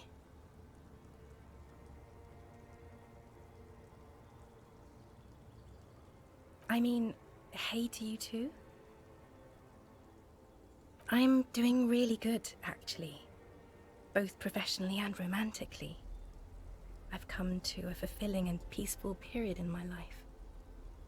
Well, how are you doing, Harry? Oh, don't say that. I know this positive thing sounds stupid to you, Harry, but it works. We all have an obligation to be happy. You too. And you will be. Now. This is everything I always warned you about. I'm sorry. I was heading to the aerodrome. I just don't have time to... She means she doesn't have time to tend to your emotions. What are you doing? Stop saying things like that. I'm going to Morova. To live there, in Grad. It's 1 million kilometers away, Harry. Might as well be another lifetime. Just my scepter, my globe cruciger, a spare silk gown, a toothbrush, travel documents, the crown of immortality. Oh, this. This is just a wreath. The crown of immortality is made of rarefied light, mana and raw palladium. It was passed on to me by the rulers of late antiquity. She looks at the suitcase, not knowing what more to say. Then, over her shoulder. Anyway.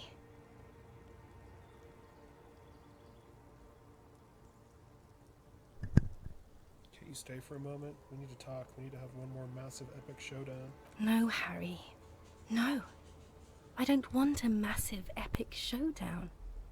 I want to go to the aerodrome. I have tickets for the 10:20 flight to Morova. Really, we don't have anything to talk about anymore.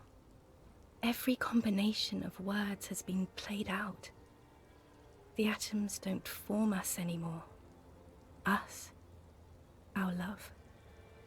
Our unborn daughters. It's all gone. I have to go to the aerodrome. I have to leave Revachol and you. And you have to be alone. In hell. Forever. That's just the way it is. Oh God, whatever you do, don't try to kiss her yet. Not after that. You're still reeling. You'll fall over if you try now.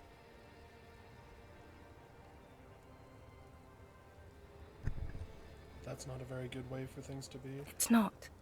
But what? Tell me there's something good. I don't know why I said but. There is no but. That's it? That's it, yes. We've talked about it 1,000,000 times. You will get over it, just like I did. People do. Things will get good for you again.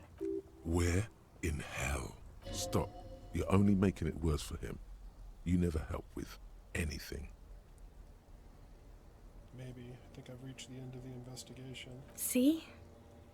It just takes some time. For you, I think it'll take something like 20 years, maybe. It was hard for me, too. I used to think I couldn't live without you. But I can. 20 years? That's so much time. Yes. It only took me 1 year, maybe 2. Phew. So you felt that way once, that you can't live without me? Yes.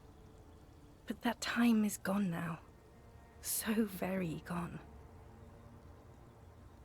Doesn't have to be like this. Maybe we can try again. No, Harry. We can't. Why? We already tried again, and it didn't work. Is that how it is now? We should just try all good things twice and then give up. By that logic, not you too. Let's try building communism twice. If it doesn't work, let's abandon it and be slaves forever instead. Yes, of course. I'm bourgeois because I don't want to keep hurting you. What went wrong when we tried again? I can do it better. I don't know. Please. Why? Why can't we be together? Harry, we can't be together because you're insane. She avoids turning them to you. Insane? Like what? Like cool insane? They're turning moist now. Her eyes. She slowly shakes her head and tries to get hold of herself, brushing her hands in her gown. What do you mean by insane? You know what I mean. In case you haven't noticed, I'm a cop. It's not easy work. A cop? You've worked there for so long you can't even talk like a normal person anymore. It's always lists with you. Questions. Questions? Did someone say questions? They're not lists, they're trees. This is another one, isn't it? We're in a tree right now. Yes, but it's not possible to talk without trees. It's not just the lists or trees or whatever. You get sad, Harry. Too sad. People can't get that sad. It's impossible to watch.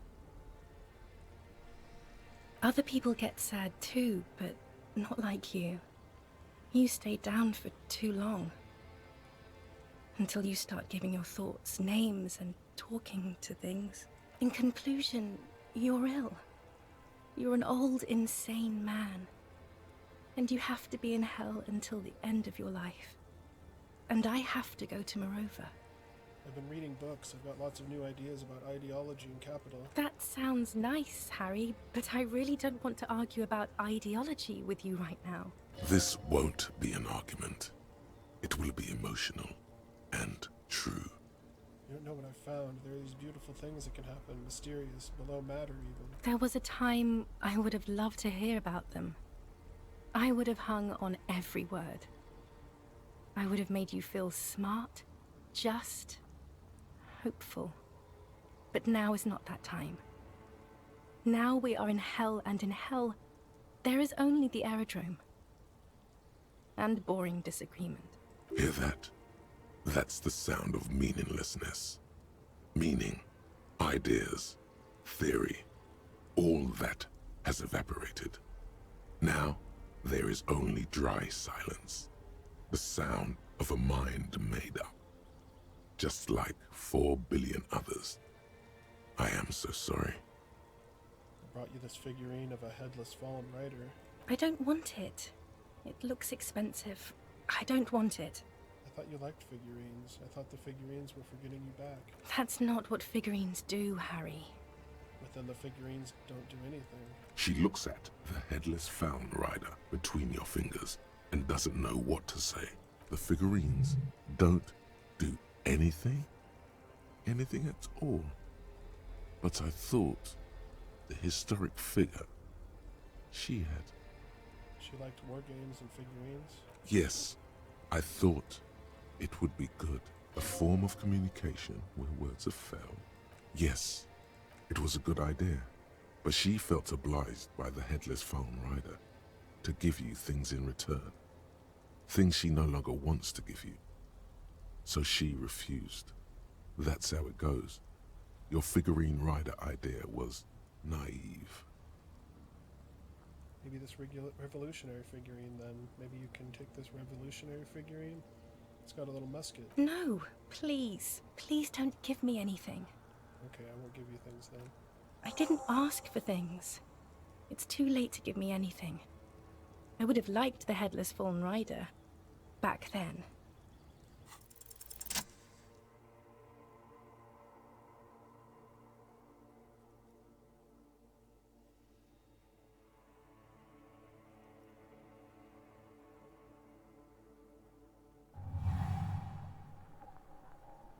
We With your feet trembling from the steps you took, tepid and fearful, you stand against her body close to you, radiating warmth.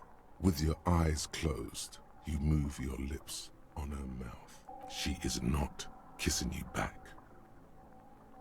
But I succeeded. This was not about failure or success. This was always going to be horror. I should not have suggested it, and you should not have listened to me.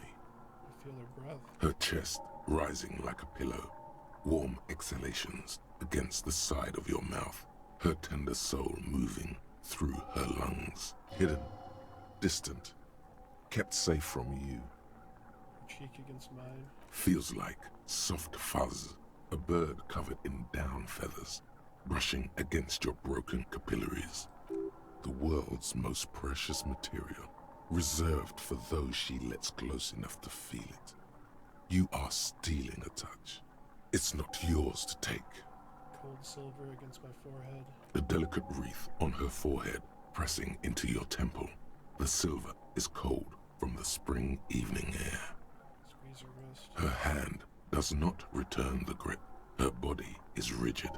A current of unease courses through it. Distrust. For you. The curve of her spine, her shoulders hunched. She keeps herself stiff, her center guarded from your motions, unresponsive to your guidance. Nothing, just pillows against you. Unresponsive, but for the taste of apricots. You're not kissing me back. The moment is ending. She is going to move her face away from yours, trying hard not to look at you. When she withdrew and you held on to her hand, she tried not to look at your face and see the expression there. Brother, you should put me in front of a firing squad. I have no words for how I failed you. You didn't kiss me back. She breathes out heavily, as if something painful has passed through her, and shakes her head. I thought you would. I know you still love me. You can't not. She shakes her head one more time. The evening wind rustles her hair, blowing old newspapers and fast food wrappings down the street. Why didn't you kiss me back? Why did you do that to yourself? You know I don't cheat, Harry. I never cheated on you. That's it then. No, Harry. Not yet. There is one more thing you have to see. I'm pregnant. You know what this means. It's not mine. Of course not. I terminated yours. Don't you remember? You poor fuck. Poverty-stricken fuck. Now, go ahead. Ask me more questions. Let's talk about something else. No, this has to end. Do the last one. More questions. Ask more. Don't go. I have to, Harry. Really, I've already missed the 8:30. I'm gonna go now. I was wrong. You don't have power over her anymore. You shouldn't have said that. I am wrong about everything. You should go on without me. Wait, can't we sit down and for coffee first? There's a cafeteria on the corner. No. That would only be painful and dull. At the aerodrome, life, love, and laughter are waiting for me. At the cafeteria, dust, hell, and tragic comedy. Hold on, what is there to do in Mirova? Light, life, culture. It's so much better than here. Everything here reminds me of you, and the horrible times we had. The nights we stayed up fighting for our dying love. I have to wipe it all off me and be clean again. I want to be a good person again. Not this. Not what you made me into. But I swore I wouldn't let you go. You told me. You asked me to be this way. That was someone else. I betrayed her, overwrote her, and I'm happier for it. And I'm really going now. The time is up. I must be on the 10:20 flight. No. Yes. We'll we ever see each other again? I won't see you, but you will see me. How can that be? Oh, Harry. This is a dream. Can't you see? I'm already in Morova by now. Who knows how long ago this happened? A year? 2? 5 years ago? How will I see you again then? Right here, tomorrow night. Once this dream starts happening, it keeps happening. 3 times a week, at least. And Harry, it really, really looks like it started happening again. There's the video rental. I'm suffocatingly beautiful. And young. And I smell of tutti frutti chewing gum. Like I did that time when I asked you for forgiveness. After leaving you the first time. So long ago. But this is intolerably bad. Oh yes. This is real darkness. It's not death, or war, or child molestation. Real darkness has love for a face. The first death is in the heart, Harry. See you tomorrow.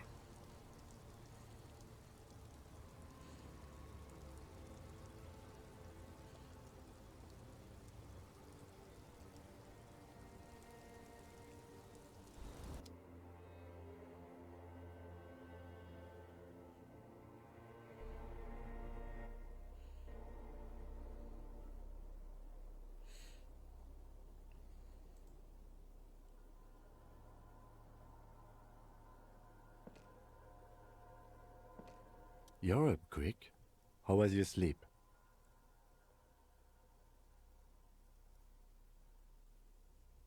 Actually, it was total annihilation, Kim. I did not want to wake you. Perhaps I should have? Was it a job dream? No, an ex-wife dream. The lieutenant nods solemnly. I understand. We've all been through similar things. It can be overcome.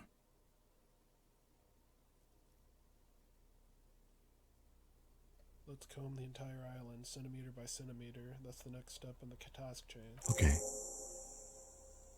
He's still worried. You must have really threshed and squealed in your sleep.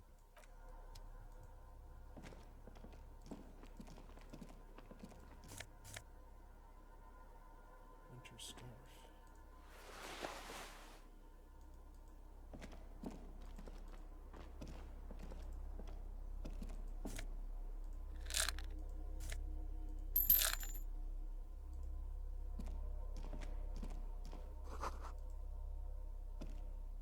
You see a small metal door nested inside a larger one, a heavy steel blast door. There is a conventional keyhole above the handle. It's very small. What's on the other side? Another part of the island, probably. The lock looks like it could still be usable. How do we open this? Maybe this is one of the doors we don't open? He's right. It would be better to open its big brother. A powerful engine hangs under the ceiling. It must control the blast door. You're right, we opened the big one. Do you see controls anywhere? I think there's a console just southeast. Let's look around. Getting the blast door open seems like the best plan.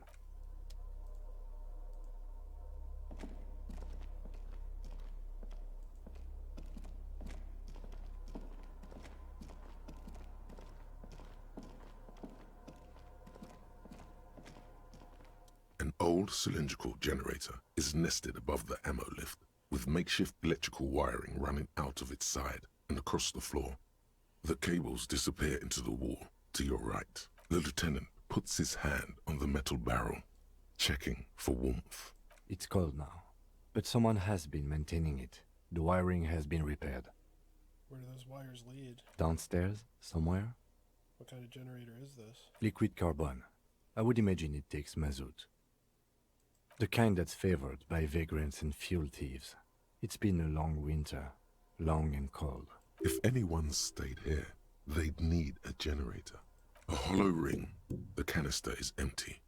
Dust falls from the generator and down into the ammo lift. What does this mean, a generator here? I don't know. I'm not a philosopher. That is his idea of a joke. I meant, why is it here? Someone with basic electrical skills has restored it in order to keep the room warm. Maybe it's the fire guy. The wind outside picks up suddenly. With a faint howl, inside it's warm.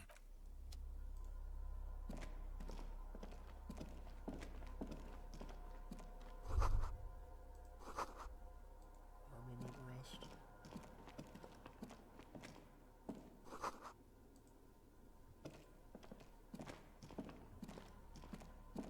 There's something there.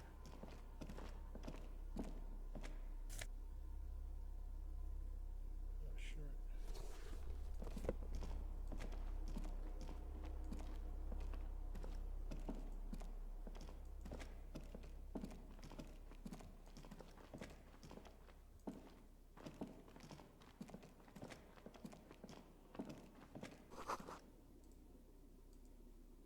Looks like those are the controls. Green paint flicks off the monoblock aluminium cabinet. There are rows of switches on the front panel, a frequency band, and even a keyboard. The keys rattle like teeth. This keyboard hasn't been functional in decades. What is this then? The console of an anti-computation device. The generator upstairs, with wires coming out, determine it here. Could this open the blast door? Possibly. Urgence, ouvert, allumé, radiodiffusé. It sounds like this device was used to control the electronics here. Maybe it still does. This device was used to control the electronics in the room. It could open doors, control lights, function as a radio computer. We need to restore power before using this, officer. The generator, it didn't look like there was fuel in it. We should look around outside. There are barrels all over. Maybe one of them still has something in it. The boat engine. We could get some from the boat engine. But officer, then we would have to swim back to the mainland. Let's just look around, okay? The console stands by, mutely. The dial slides under the glass, silently. You make out defunct stations on the UKV frequency.